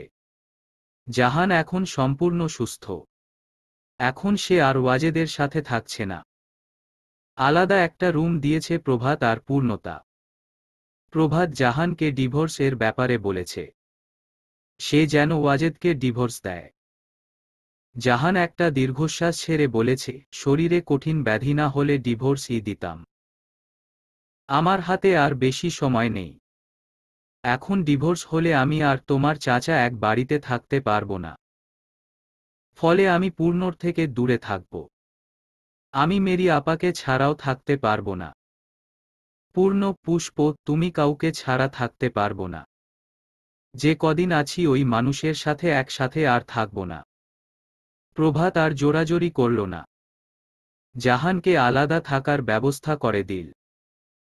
তবে ওয়াজেদকে কঠিন হুঁশিয়ারি দিল, জাহানের দিকে চোখ তুলে তাকালে বা স্বামীর অধিকার দেখাতে গিয়ে অত্যাচার করলে এ বাড়িতে ওয়াজেদের শেষ দিন হবে। ওয়াজেদও চুপচাপ আছে। জাহানকে কিছু বলার সাহস পাচ্ছে না। পূজাকে দায়িত্ব দিয়েছে সে যেন সব সময় জাহানের কাজে সাহায্য করে। এই ছাড়া আর কিছু করা লাগবে না। বাকি টাইম পূর্ণ আর পুষ্পের সাথে গল্প করে, টিভি দেখে, বই পড়ে কাটাবে। এ বাড়িতে সবচেয়ে বয়স কম এখন পূজার। পূজা এ বাড়িতে আসার পর কেমন যেন নতুন প্রাণ সঞ্চার হয়েছে। একবার কিচেন, একবার ডাইনিং, একবার বাগান, একবার পূর্ণ, একবার পুষ্প এসব করে ঘুরে বেড়াচ্ছে। খুব কম সময়ে এ বাড়ির সবাই পূজাকে আপন করে নিয়েছে। পুষ্প আর পূর্ণর মতো মেশার মানুষ পেয়ে পূজারও আর বাড়ি যেতে ইচ্ছা করে না। প্রথম 1 সপ্তাহ বাড়ি গেলেও এখন থেকে সে আর বাড়িতে যাবে না। পূজার আগমনে বাড়িটা কেমন ময় ময় করছে। নতুন সুবাস ছড়াচ্ছে সব কিছুতে। বয়সে একটু ছোট হলেও পুষ্প আর পূজার খুব কাছের হয়ে উঠেছে। এখন ওরা তিনজন সারাদিন একসাথে থাকে, আড্ডা দেয়। পূজার সাথে বাড়ির কাজের মেয়ের মতো ব্যবহার করে না। ওদের দুজনের অগণিত ড্রেস। সেখান থেকে নতুন দেখে দেখে কিছু ভালো পোশাকও দিয়েছে। পূর্ণ আর পুষ্প পূজাকে ওদের মতো স্টাইল করার চেষ্টা করছে। জেলে পাড়ার মেয়েটা এখন আর জেলাপাড়ার মতো নেই। অনেকখানি বদলে গিয়েছে। পূজার ধর্ম আলাদা, তবুও বাড়ির কেউ পূজাকে ছোট করে দেখছে না।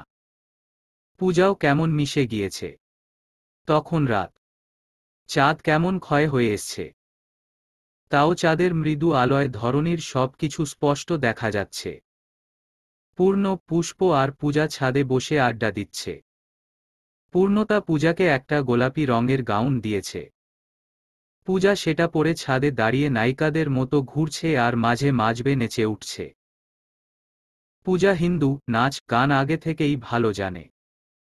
পুষ্প একটা গান ছেড়ে বলল, পূজা একটা নাচ করতো দেখি।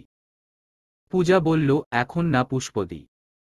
তোমার বিয়েতে নেচে পূজা ফাটিয়ে দেবে, দেখে নিও। যদি আমাকে তোমার বিয়েতে বলো। পুষ্প বলল, তুই ছাড়া তো এখন বিয়েই হবে না। তোকে কি আর আলাদা করে বলা লাগবে? পূর্ণতা বলল, তুই এত সুন্দর নাচ শিখেছিস কিভাবে রে?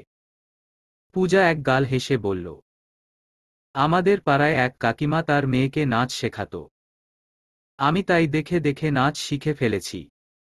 পূর্ণতা আবার বলল, আচ্ছা পূজা, তুই যে সেদিন বললি ভিডিও ফোনের কথা, কেন লাগবে আমাকেই বলবি শুধু? বললি না তো? পূজা ওর মাথাটা পুষ্প আর পূর্ণর দিকে এগিয়ে নিয়ে বলল, কাউকে বলবে না তো? পুষ্প বলল, না বলবো না। তুই বল। পূজা লাজুক হেসে বলল, আমি একজনকে ভালোবাসি। ওর আবার ভিডিও ফোন আছে।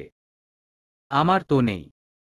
ওর কাছে আবার এখন বেশি টাকাও নেই। তাই এই ছোট ফোনটা আমাকে কিনে দিয়েছে। বলেছে আমার মুখ নাকি চাঁদের মতো। সারাক্ষণ কল্পনায় দেখতে ভালো লাগে না। টাকা জমিয়ে একটা ভিডিও ফোন কিনে দিবে। তখন সারাক্ষণ খালি আমারই মুখ দেখবে। ও কবে দিবে তার ঠিক নেই। তাই ভাবলাম কাজের সুযোগ যখন পেয়েছি এই টাকা দিয়ে ফোন কিনব আমি। পুষ্প বলল, বলিস কি? এই বয়সে এত প্রেম তোর কোথা থেকে আসে? এই তুই প্রেমের কি বুঝিস রে? পূজা আবার ও এক গাল হেসে বলল, আমি 7 থেকেই প্রেম করি কৃষ্ণের সাথে। কৃষ্ণ নামটা পুষ্পর খুব চেনা। মুহূর্তের মাঝে তার চেনা কৃষ্ণের মুখটা ভেসে উঠল। পুষ্প কৌতূহলী হয়ে জিজ্ঞেস করল, ওর নাম তাহলে কৃষ্ণ? হ্যাঁ দিদি। পূর্ণতা 2 গালে হাত দিয়ে বলল, বলে কি এই মেয়ে? এ নাকি 7 থেকে প্রেম করে? তুই তো ভীষণ ইচড়ে পাকা।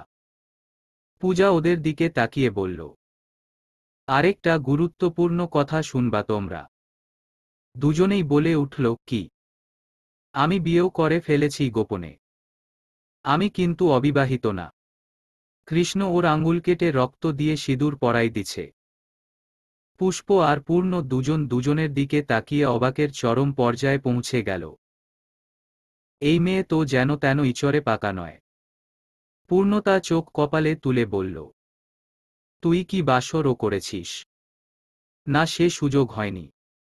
মন্দিরে গিয়ে ভালো করে বিয়ে করতে হবে। কৃষ্ণ বলেছে 7 পাক ঘোরার সময় প্রতিবার বলবে, ভালোবাসি পূজা। তোমাকে অনেক পূজা করে পেয়েছি। পূর্ণতার চোখ এখনো কপালে। সে অবাক চোখে তাকিয়ে বলল, আপু জীবনে করলামটা কি? এই মেয়ে কি বলে এসব? আমার তো মাথা ঘোরায়। পূজা খুব আগ্রহ নিয়ে বলল, পূর্ণদি তোমার কি তাহলে বাসর টাসর হয়নি?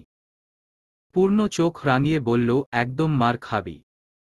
ওসব আবার কি? হ্যাঁ। পুষ্প ওদের কথা শুনে হেসে গড়াগড়ি খাচ্ছে। জেলেপাড়ার নদীর পারে একটা বড় বাঁশের মাচাল আছে। ফায়েক সেখানে বসে রাতে মাছ পাহারা দেয়।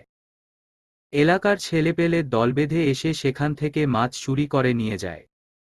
ওরা প্রফেশনালি চোর নয়, কিন্তু দল বেঁধে ঘুরতে এসে মাছ পেলেই ছুঁড়ে নিয়ে যায়। ফায়েক গায়ে তীব্র জ্বর নিয়ে শিমুল তোলার মোটা লেপ গায়ে দিয়ে মাচালে শুয়ে মাছ পাহারা দিচ্ছে। কিন্তু এই লেপে তার শীত কমছে না। নদী থেকে ঠান্ডা বাতাস ভেসে এসে ফায়েকের শরীর যেন আরও শীতল করে তুলছে। থর থর করে কাঁপছে ফায়েক। ফায়েকের স্ত্রী ফায়েকের মাথায় জলপট্টি দিচ্ছে আর বিড়বিড় করে বলছে, আমি বুঝতাছি না তুমি এখনো কেন এই মাছ ধরো? মাছ না ধরলে কি আমরা না খায়া মইরা যাব? ফায়েক জ্বরের ঘোরে নিজের স্ত্রীর হাতটা চেপে ধরে বলল, তুমি বোঝো না কেন? তোমারে যখন আনছিলাম এই মাছই আমারে খাওন জুগাইত। পোলাডারে মাইনষের মতো মানুষ বানাইতে পারছি। এই পেশা আমার রক্তে মিশা গেছে। আমি ছাড়তে পারুম না। তোমার পোলা তো এখন কাম কাজ করে। সে বড় চাকরিজীবী। তাও কেন তুমি এখনো এইসব করবা? বেতন পায়া সব গুলান টাহা তো তোমার হাতেই দিয়া দেয়। তাও তোমারে বলে কয়েও সে এই কাম বাদ দেওয়াতে পারতাছে না। আমি নিজেও বুঝতেছি না কি দরকার এই মাছ ধরনের। মাছ না ধরলে সময় কাটাবো কেমনে রে? মাছ তো আর বেচতেছি না। ওই চৌধুরী বাড়ি থেইকা আহনের পর থেইকাই তো দেখতাছি মাছ বেচা বাদ দিয়া দিছ।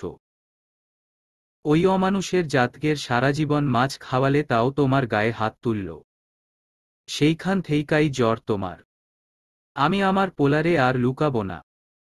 এইসব কথা কইয়া দিব। ওই চৌধুরী তোমারে মারছে।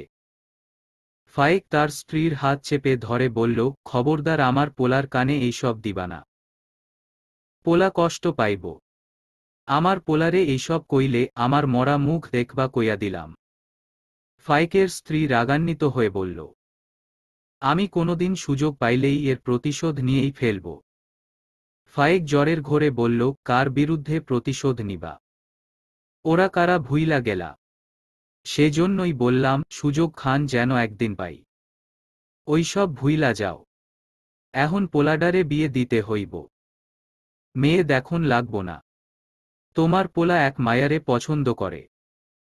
আমারে বলছে। মেয়ের বাড়ি কই, গায়ের রং পদ কেমন? কিছুই কয় নাই। একটাই কথা কইছে মায়াডারে তার অনেক পছন্দ। জ্বর কমলেই পোলার বিয়া দিয়ে দিব। চোখের সামনে দিয়ে নাতিনাতনদের ঘুরাঘুরি দেখতে পারতাছি। রাত অলরেডি 1টা বেজে গিয়েছে। পূর্ণতা, পুষ্প, পূজা গতদিনের ন্যায় আড্ডা দিয়ে যাচ্ছে। ইদানিং আড্ডা দেওয়াটা যেন ওদের কাছে নেশার মতো হয়ে গিয়েছে। পূজা বলল, পূর্ণদি, পুষ্পদি, কি করি বলুন তো? পুষ্প ভ্রু উঁচিয়ে জিজ্ঞেস করল, আবার কি হয়েছে তোর? ওইয়ে কৃষ্ণ আমাকে একটু রাস্তায় যেতে বলছে। ওর নাকি জলতেষ্টার মতো তেষ্টা পেয়েছে আমাকে দেখার জন্য। বুক নাকি একদম ফেটে চৌচির হয়ে যাচ্ছে। পূর্ণ পুষ্পের দিকে তাকিয়ে বলল, তোমার ভাই তো আমাকে কোনোদিন এভাবে বলল না আপু। পুষ্প এক গাল হেসে বলল, আমার ভাই যা বলতে পারে তা পৃথিবীর কেউ পারবে না।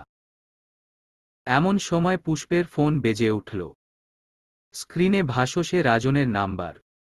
পূর্ণ বলল, আপু তোমার ভাই কিন্তু তোমাকে নিয়ে দুশ্চিন্তা করেই যাচ্ছে। পুষ্প চিন্তিত মুখে বলল, কেন? ওইয়ে বলেছিলাম না তোমাকে রাজন ভাইয়ার সাথে দেখে ফেলছিল। সেদিন থেকেই চিন্তায় আছে। শোন পূর্ণ, তুই থাকতে যেন আমার আর রাজনের ভালোবাসা আলাদা না হয়। তোমার ভাই কোনোদিন তোমার খারাপ চাইবে না আপু। তুমি নিশ্চিন্ত থাকো। এমন সময় ছাদে প্রভাত প্রবেশ করল। সে শুকনো কাশি দিয়ে পূর্ণতার দৃষ্টি আকর্ষণ করল। ওরা তিনজনই ফিরে তাকাল। প্রভাত প্যান্টের পকেটে হাত গুজে দাঁড়িয়ে ব্যস্ত স্বরে ডাকল, পূর্ণতা। পূর্ণতা উঠে দাঁড়িয়ে বলল, হ্যাঁ বলুন। আমি যে নীল রঙের ফাইলটা তোমায় দিয়েছিলাম ওটা দিয়ে যাও। পূর্ণতা অবাক হয়ে প্রশ্ন করল, কবে দিলেন? প্রভাত কপালের চামড়ায় কয়েকটা ভাঁজ ফেলে জিজ্ঞেস করল, কবে দিলাম মানে? এত ভুলে যাও কিভাবে তুমি?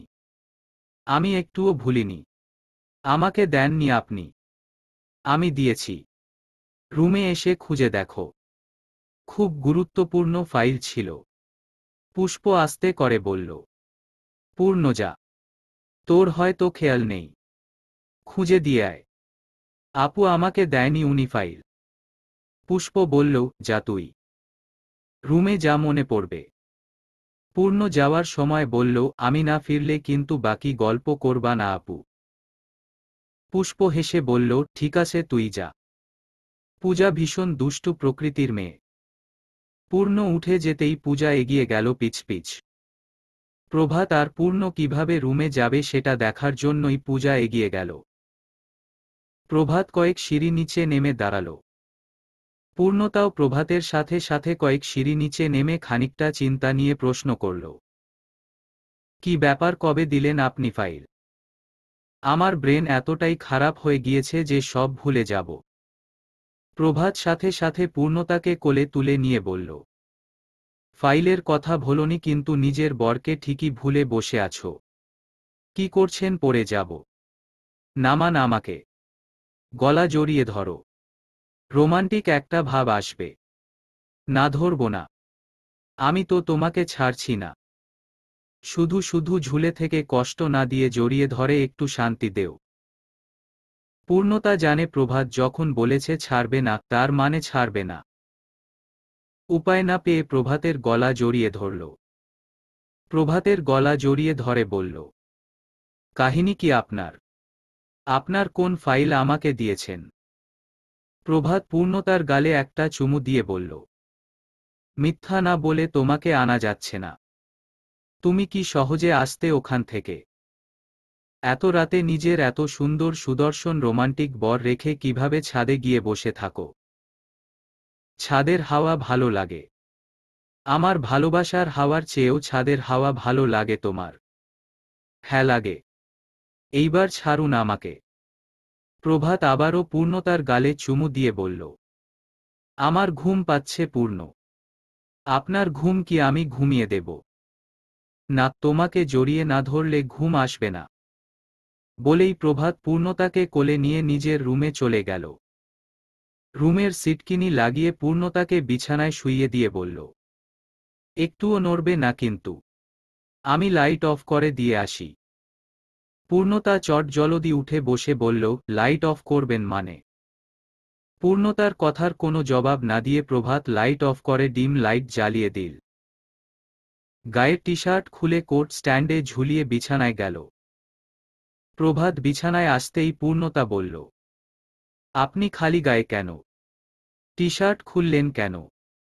প্রভাত দুষ্টু হেসে জবাব দিল, তুমিও খুলে ফেলো, আমি ছাড়া অন্য কেউ নেই এখানে। পূর্ণতা বিড়বিড় করে বলল, লজ্জা শরম কিছুই নেই, বলেই বিছানা ছেড়ে উঠতে গেল। তখনই প্রভাত পূর্ণতাকে টেনে ধরে নিজের বুকের সাথে মিশিয়ে ধরল। খুব আদুরে কণ্ঠে বলল, কোথায় পালাচ্ছ পূর্ণ? আমার বুকের চেয়ে স্বস্তিদায়ক জায়গা আর কোথাও পাবে না তুমি। বলেই প্রভাত পূর্ণতার কপালে চুমু দিল। পূর্ণতার তপ্ত নিঃশ্বাস প্রভাতের বুকে আছড়ে আছড়ে পড়ছে। সেই সাথে প্রভাতের সর্বাঙ্গে উষ্ণতা ছড়িয়ে পড়ছে।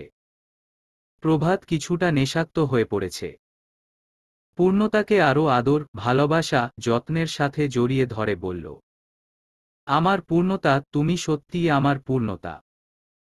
তুমি দূরে গেলেই আমার পুরো পৃথিবী থমকে যায়, শব্দরা ভাষাহীন হয়ে পড়ে, হৃদস্পন্দন থেমে যায়। আবার যখনই তুমি সামনে আসো হৃদস্পন্দন ভয়ানক গতিবেগে চলতে থাকে। কেন এমন হয় তুমি কি তা জানো পূর্ণ? পূর্ণ ভারী কণ্ঠে জবাব দিল, না। তোমার ও কি আমাকে দেখলে এমন হয় পূর্ণ? হৃদস্পন্দনে কিছু এলোমেলো হয়। জানি না। প্রভাত পূর্ণতাকে আরও আদর ভালোবাসার মিশ্রিত কণ্ঠে বলল। জানি না কথাটা হৃদয়ে ক্ষতবিক্ষত করে তুলছে। দহন হচ্ছে তীব্রভাবে। একবার কি ভালোবাসি বলে হৃদয়ের যন্ত্রণা নেভাবে না? তোমার সামান্য একটু স্পর্শ আমাকে শীতল করে দেয়। যেদিন ভালোবাসি বলবে ওই দিন মনে হয় পুরোপুরি শান্ত হয়ে যাব। পূর্ণতা অস্ফুটে স্বরে বলল, আপনাকে অশান্তই ভালো লাগে। কণ্ঠে ছিল প্রবল লজ্জা। সেই লজ্জায় প্রভাত যেন স্পষ্ট ভালোবাসা অনুভব করল। প্রভাত পূর্ণতার মুখটা তুলল। প্রভাতের বুকে পূর্ণতার থুতনি। ডিম লাইটের কৃত্রিম আলোয় দুজন ভালোবাসার মানুষের চোখমুখে গভীর লজ্জা ফুটে উঠেছে। প্রভাত কণ্ঠ খাদে নামিয়ে ফিসফিসিয়ে বলল, তোমার এমন চাহনিই যথেষ্ট আমাকে বিনাশ করার জন্য। অস্ত্রবিহীন এক কিলার তুমি। কি সুন্দর চোখের দৃষ্টি মেলে আমাকে বিনাশ করে দিলে।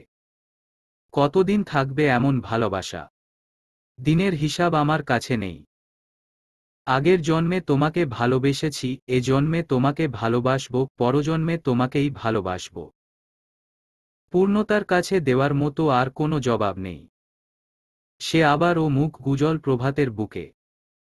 প্রভাত পূর্ণতাকে জড়িয়ে ধরে বলল, একটা সারপ্রাইজ আছে আগামীকাল। আমি শিওর তুমি কি খুশি হবে। কি সারপ্রাইজ? এখন না, শান্ত হয়ে ঘুমিয়ে পড়ো। পূর্ণতার ভালো লাগছে। প্রভাত কাছে এলেই তার ভালো লাগে, কিন্তু লজ্জায় প্রকাশ করতে পারে না। পূজা হাসতে হাসতে পুষ্পের কাছে এসে বলল, জানেন পুষ্পদি? কি? প্রভাত দা পূর্ণ দিকে কোলে তুলল। আর কি বলল জানেন? শুনব না? আরে শুনুন না। তুই এত ইচড়ে পাকা কেন? না, আপনাকে শুনতাই হবে। এমন সময়ে পুষ্পের ফোনে আবার ফোন এল। পূজা উকি দিয়ে বলল, কে ফোন দিয়েছে রাজন? আমার ফোনের দিকেও চোখ গিয়েছে তোর। আমার পাড়ায় রাজন নামে এক দাদা আছে। পুষ্প কিছুটা কৌতূহলী হয়ে জিজ্ঞেস করল, তোর পাড়ায়? হ্যাঁ, কৃষ্ণের দাদা। পুষ্পের মনে সন্দেহ হল। তাহলে কি রাজনের সাথে সে থাকে সেই পূজার প্রেমিক? হ্যাঁ কৃষ্ণ, ও তো বলে তার প্রেমিকার নাম পূজা। পুষ্প সন্দিহান হল, তবে সে শিওর হতে পারছে না। কারণ রাজনের চলাফেরা, কথাবার্তা কোনো কিছুই জেলেপাড়ার মানুষদের মতো নয়।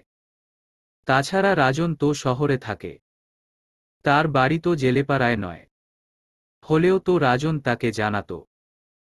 তাছাড়া জেলেপাড়ায় তো সবই হিন্দু। হাতে গোনা কয়েক ঘর মুসলিম আছে, যেমন ফায়েক চাচা একজন। পুষ্পকে গভীর চিন্তায় মগ্ন থাকতে দেখে পূজার দুষ্টু বুদ্ধি মাথায় চাপল। মুখের সম্পূর্ণ অবয়বে দুষ্টুমি। পূজা আচমকা পুষ্পর গালে চুমু দিয়ে খিলখিল করে হেসে উঠল। মধ্যরাতে সম্পূর্ণ ধরনী ঘুমের রাজ্য ডুব দিয়েছে। চারদিকে পিনপতন নীরবতা। শুধু শোনা যাচ্ছে ষোড়শী এক কিশোরীর প্রাণখোলা হাসির শব্দ। বাতাসে রাতের নীরবতায় সে হাসির শব্দ কতদূর ভেসে গেল তা অজানা। পুষ্প গাল হাত রেখে যেন স্তব্ধ হয়ে গেল। তার শরীরে ঠান্ডা অনুভব হল। শিরশির করে উঠল। তার জীবনে এমন ঘটনা এই প্রথমবারই ঘটল। সে নিষ্পলক তাকিয়েই রইল পূজার মুখপানে। পূজা কি সুন্দর মন খুলে হাসছে। যেন এই পৃথিবীতে তার চেয়ে সুখী মানবী দ্বিতীয়টি নেই। পূজার এই হাসি বলে দেয় সে কতটা সহজ সরল। পূজা হাসতে হাসতে বলল, জামাই বাবুর আগে আমি তোমাকে আদর করে ফেললাম পুষ্পদি। জামাইবাবুকে যেন একথা বলো না, তাহলে আবার রেগে মেগে যাবে। পুষ্প ভ্রু উঁচিয়ে তাকিয়ে রইল পূজার দিকে। সব সময় এমন দুষ্টামি কিভাবে করতে পারে? এত দুষ্টবুদ্ধি মেয়েটার মাথায়। পুষ্প কিছু বলার আগেই পূজা আবারও বলল, আমি তো মেয়ে। তাছাড়া তুমি আমার দিদি। দিদিকে চুমু দেওয়ায় জামাই বাবুর রাগের বাকি আছে? এমন হলে কিন্তু এটা বাড়াবাড়ি ছাড়া আর কিচ্ছুই না পুষ্পদি। আমি ঠিক বলছি না পুষ্পদি?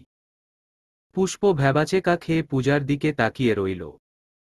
পূজার ভাবসাব এমন যেন পুষ্পর বর সত্যিই রাগ করেছে। পুষ্প সিঁড়ির দিকে পা বাড়াতে বাড়াতে বলল, তুই এমন করছিস যেন সত্যিই তোর জামাই বাবু রাগ করেছে। পূজা পুষ্পের পিছ পিছ সিঁড়ি দিয়ে নামতে নামতে বলল, না মানে কল্পনা করলাম আর কি। আমার একটা কল্পনার পৃথিবী আছে পুষ্পদি। সেই পৃথিবীতে কোনো খারাপ ভাবনা নেই। আমি সব ভালো ভালো জিনিস ভাবতে থাকি। এই ধরো আমার আর কৃষ্ণের ঘর সংসার বাচ্চা কাচ্চা সব নিয়ে সেই পৃথিবী।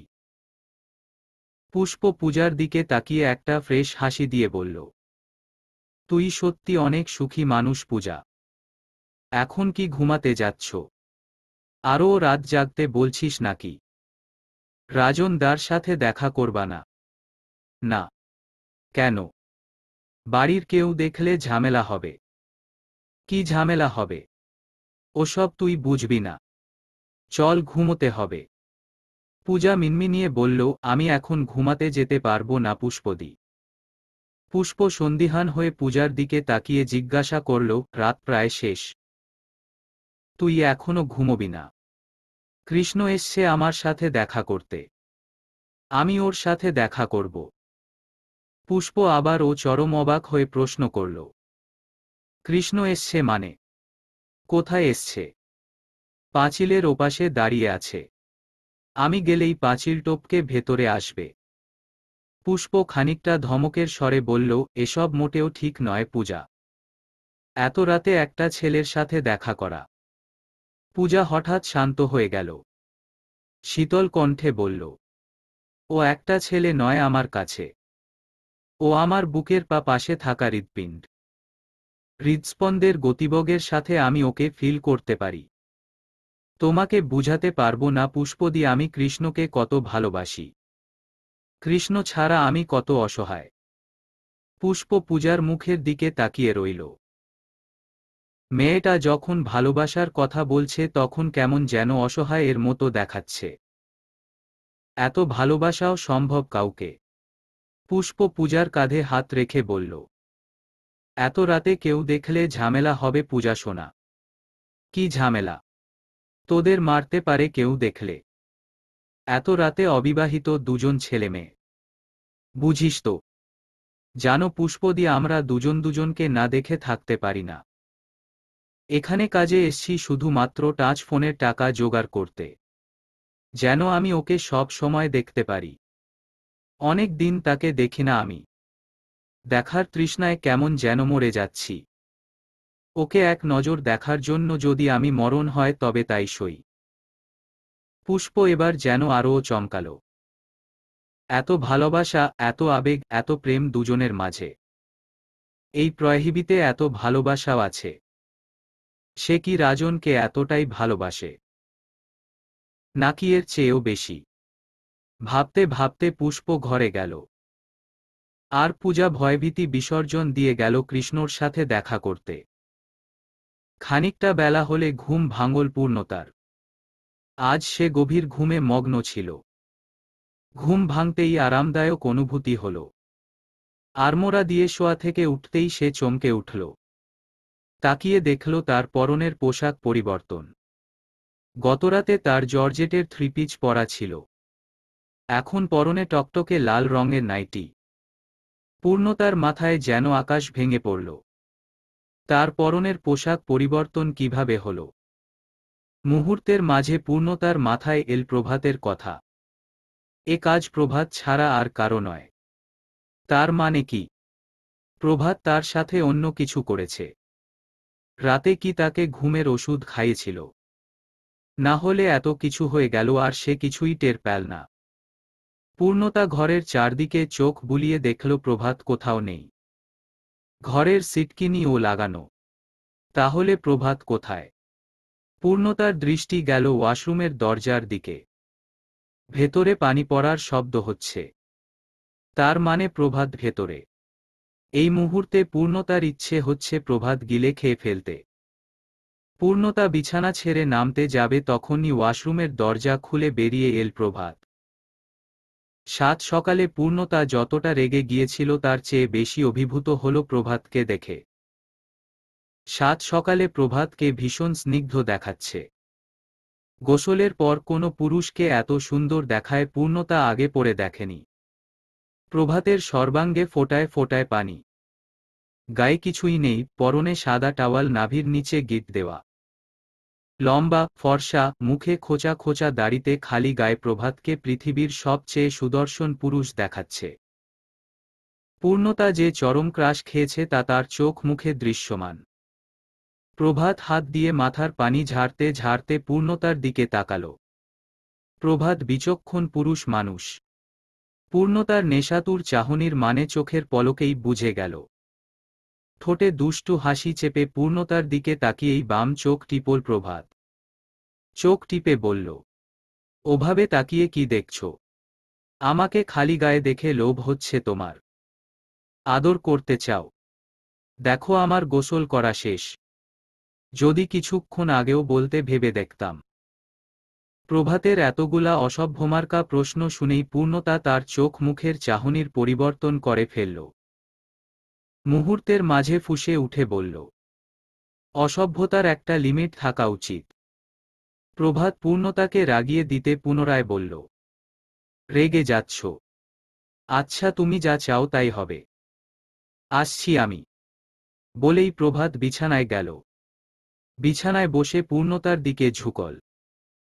তাতে একগোছা দলা পাকানো চুল প্রভাতের কপালে পড়ল।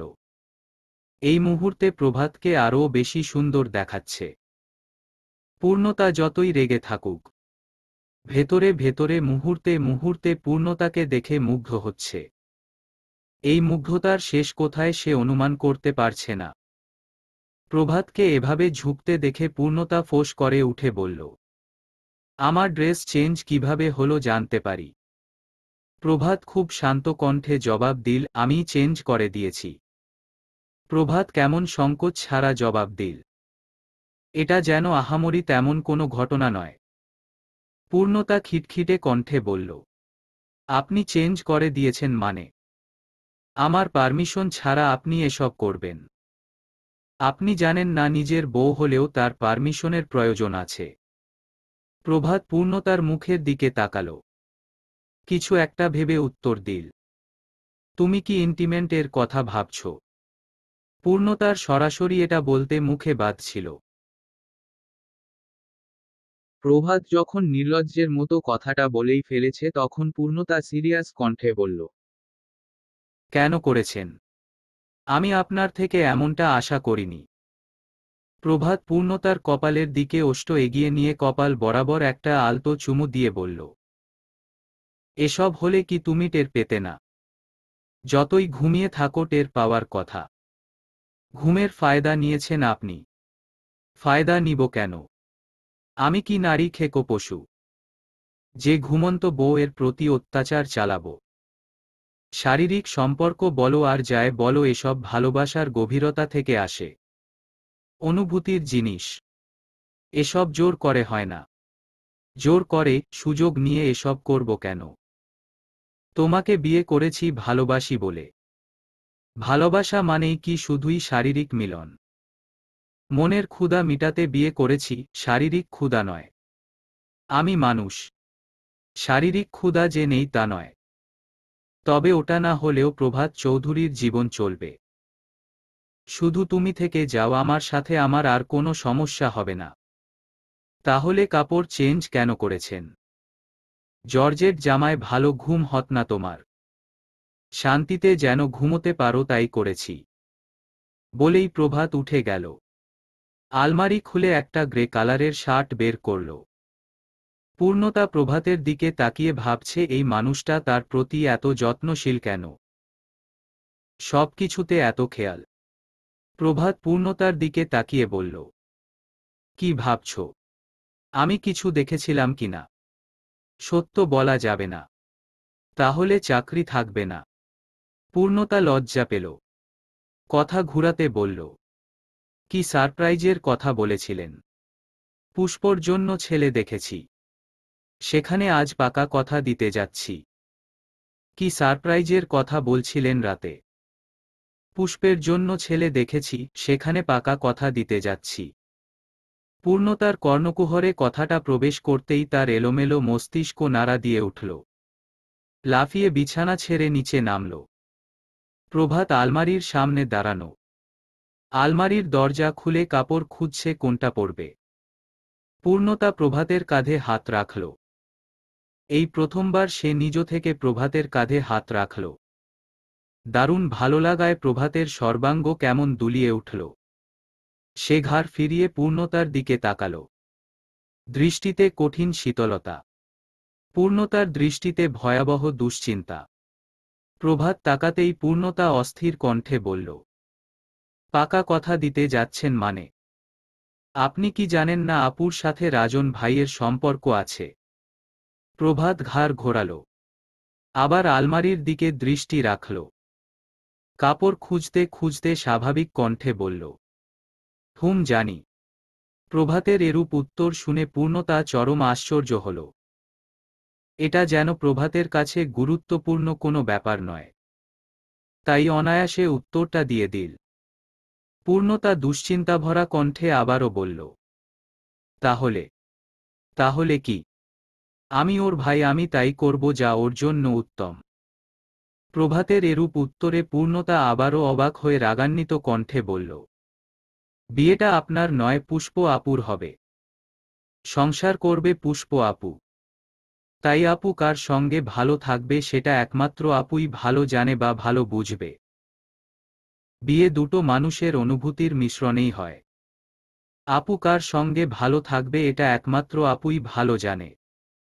আপনার সিদ্ধান্ত জোর করে চাপিয়ে দিলেই তো আর হয়ে যাবে না। প্রভাত ড্যামকেয়ার কণ্ঠে বলল, এই ব্যাপারে আর কোনো কথা নয়। আমি যা সিদ্ধান্ত নিয়েছি তাই হবে। কোনো নড়চড় হবে না। পূর্ণতা খিটমিট কণ্ঠে বলল, জোর করে বিয়ে দিতে চান আপুকে? জোর করতে হলে করব। পূর্ণতা তাচ্ছিল্যের স্বরে হেসে চাপা কণ্ঠে জবাব দিল, অবশ্য আপনার তো সে অভ্যাস আছে। মানুষকে জোর করে বিয়ে করা, জোর করে বিয়ে দেওয়া।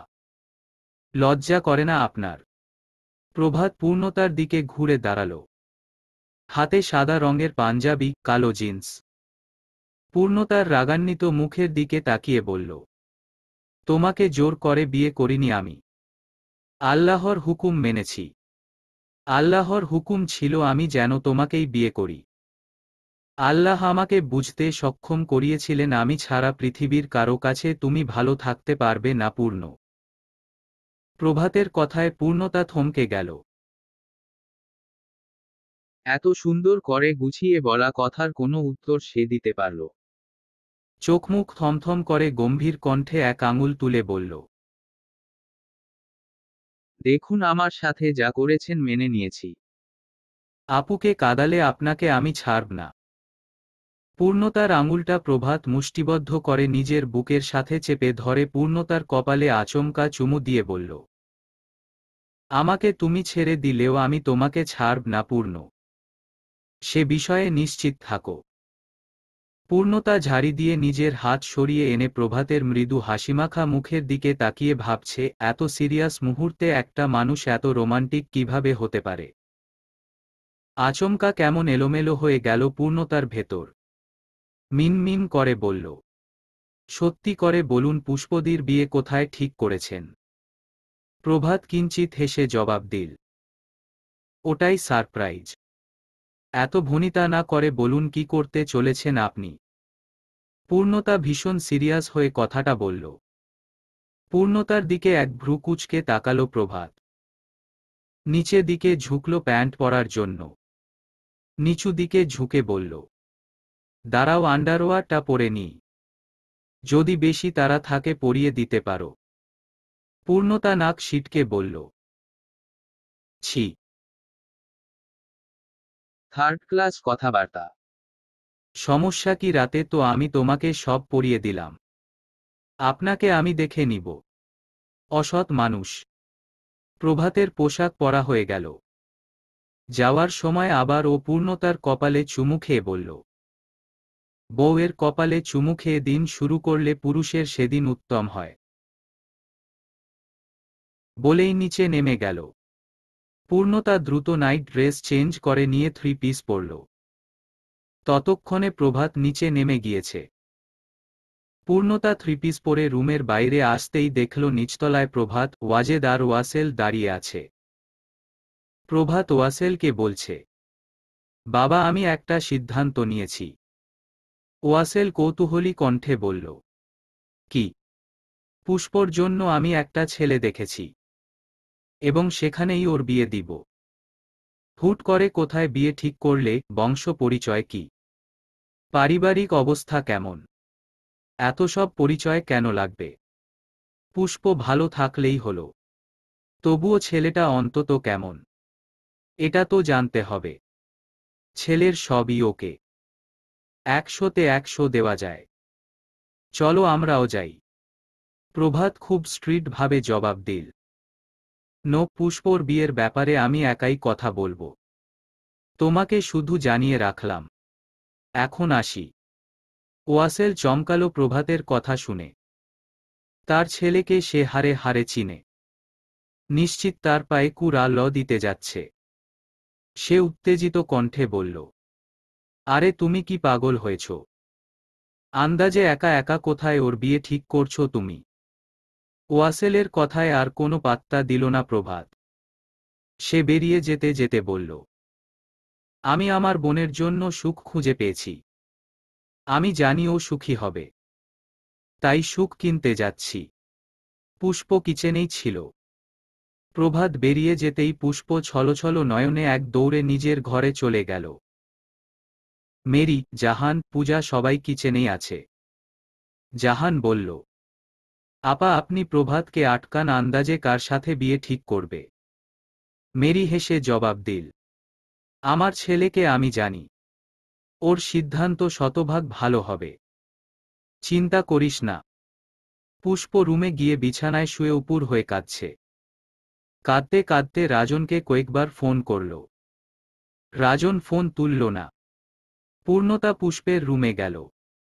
পুষ্পকে কাঁদতে দেখে পূর্ণতা কি বলবে বুঝতে পারছে না। পুষ্পের কাঁধে হাত রাখল। পুষ্প পূর্ণতার স্পর্শ পেতেই পূর্ণতাকে জড়িয়ে ধরল। হাউমাউ করে কেঁদে উঠে বলল, ভাইয়াকে বুঝা পূর্ণ। আমি পারবো না অন্য কাউকে মেনে নিতে। প্লিজ পূর্ণ। পূর্ণতা পুষ্পকে জড়িয়ে ধরে বলল, কেন যেন মনে হচ্ছে তোমার ভাই রাজন ভাইয়ার সাথেই তোমার বিয়ে ঠিক করতে গিয়েছে আপু। না হলে সে এত রিল্যাক্স থাকতো না। আমি এসব কিছুই জানি না পূর্ণ। আমি শুধু জানি আমার রাজনকে চাই। আমি তোমাকে কথা দিচ্ছি আপু, তোমার বিয়ে রাজন ভাইয়ার সাথেই হবে। প্রভাত আগে পরে কখনো ফাইকের বাড়িতে আসেনি। জেলেপাড়ার দিকে তার যাতায়াত আগে পরে কখনো হয়নি। আজই প্রথম। নদীর কূলে বাঁশঝাড়ের ভেতর ফাইকের বাড়ি। খোঁজে খোঁজে বাড়ির রাস্তা চিনেছে। ফাইকের বাড়িতে একটা টিনের ঘর দূর থেকে দেখা যাচ্ছে। মোটামুটি একটা উঠান, চারদিকে কেমন মাছের গন্ধ। বাড়ির পাশেই একটা মন্দির, আশেপাশে অনেকগুলা হিন্দু বাড়ি। প্রভাত অনেক প্রকার মিষ্টি আর ফল নিয়ে ফাইকের বাড়িতে প্রবেশ করল। উঠানে দাঁড়িয়ে ফাইকের নাম ধরে ডাকল, ফাইক চাচা।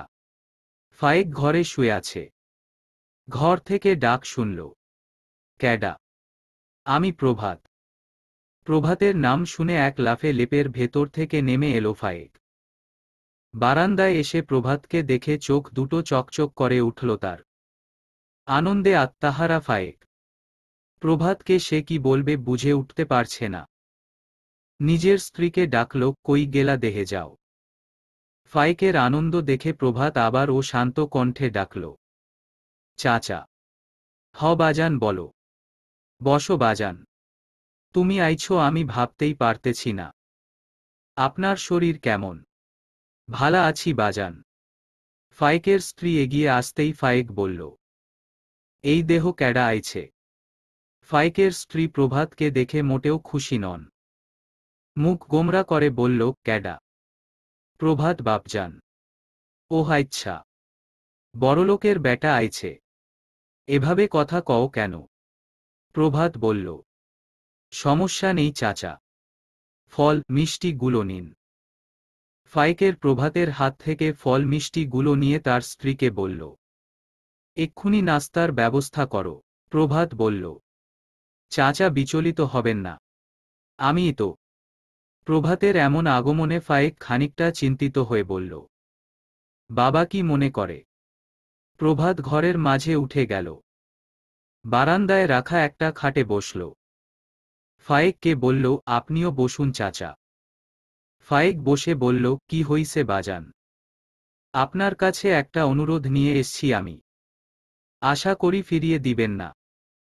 কি অনুরোধ বাজান? আপনার ছেলের সাথে আমার বোনের বিয়ের প্রস্তাব নিয়ে এসছি। পুষ্পর ব্যাপারে তো আপনি সব জানেনই। ওর স্বভাব চরিত্র কেমন? ফাইক আমতা আমতা করে বলল, আমার ছেলে পুলিশ অফিসার রাজন আপনার ছেলে, এটা আমি জানি চাচা। ফাইক কিছু বলার আগেই ফাইকের স্ত্রী মুখ গোমরা করে বলল, না এটা কখনোই সম্ভব না। ওনার বাপে তোমারে লাথি দিছে। তার মেয়ে এই বড়িতে আসলে আমাগো পিষে মা রব তার জুতা দিয়ে। এত বড়লোকের সাথে কুটুমতালি করতে চাই না। প্রভাত ফাইকের স্ত্রীর দিকে তাকিয়ে বলল, আমার বোন আর আমার বাবা এক নয় চাচি।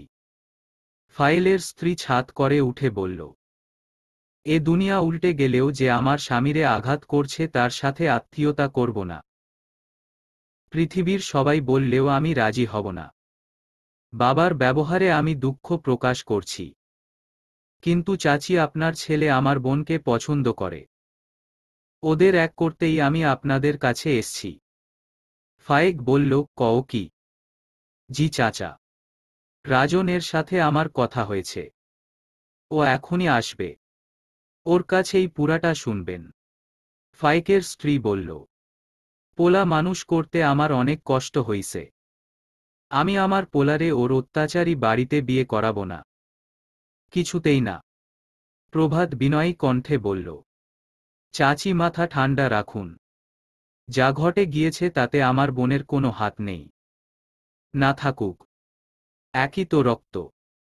ফাইক বলল, আহা, থামো তুমি। আমি কথা বলতেছি। এরই মাঝে রাজন উপস্থিত হল। রাজন বাড়িতে পা রেখেই প্রভাতকে দেখে বলল, প্রভাত ভাই আপনি সত্যি এসেছেন। প্রভাত হেসে বলল, কি ভেবেছিলেন অফিসার, কোনোদিন জানব না আপনি কে? কেন জানবেন না? আমি নিজেই জানাতাম, কিন্তু সে সুযোগ দিলেন কই? আগেই সব জেনে গেলেন। এত লুকোচুরি করছিলেন কেন অফিসার? আসলে প্রথমে পরিচয় দিয়ে আত্মীয়তা বাড়াতে চাইনি। পরে এত কিছু হবে বুঝতে পারিনি। প্রভাত আবার হেসে বলল, এত ভাবছেন কেন? প্রেম কখনো বলে কয়ে আসে না। রাজন লজ্জা পেল। প্রভাত আবার বলল, আমার বোনের মুখের হাসির কারণ হয়ে থাকার অনুরোধ রইল। ফায়েক বলল, আব্বাজান, তুমি যে মায়ারে পছন্দ করো সেই মায়া ক্যাডা? রাজন মাথা নিচু করে বলল, প্রভাত ভাই এরই বোন বাবা। ফায়েকের চোখ কপালে উঠল। সে বলল, তা আমারে জানাবা না? জানাতাম বাবা। ফায়েকের স্ত্রী চিৎকার দিয়ে বলল, আমি তোমারে ওই মায়া বিয়ে করতে দিব না। রাজন শান্ত কণ্ঠে বলল, আমি পুষ্পাতালে অনেক ভালোবাসি মা। পুষ্পও আমাকে ভালোবাসে। তুমি আমাকে ভালোবাসলে এই বিয়ে মেনে নেও, না হলে তোমার ছেলে ভালো থাকতে পারবে না। তুমি জানো ওরা কি করেছে? সব জানি না মা। পুষ্পর কোনো দোষ নেই। না থাকুক তাও আমি এই বিয়ে মানব না। রাজন ইমোশনাল ব্ল্যাকমেইল করে বলল, প্রভাত ভাই ফিরে গেলে আমি নদীতে লাফ দিব মা। তখন কি হবে ভেবে দেখো। ফায়েক অনুরোধ করছে তার স্ত্রীকে, ছেলের সুখের জন্য যেন মেনে নেয়। চারদিকের অবস্থা দেখে ফায়েকের স্ত্রী বলল, আমি এক শর্তে এই বিয়ে মানতে পারি। প্রভাত বলল, কি শর্ত? ওই মেয়ে যে আমাদের সাথে মানিয়ে থাকতে পারবে তার প্রমাণ দিতে হবে। এই জেলে পাড়ায় এসে সংসার করতে হবে। শহরে থাকতে পারবে না। প্রভাত বলল, আমার বোন নিশ্চয়ই তা পারবে। চলবে। গল্প অর্ধাঙ্গিনী। লেখনীতে মৌসুমী আক্তার। চতুর্থ পর্ব।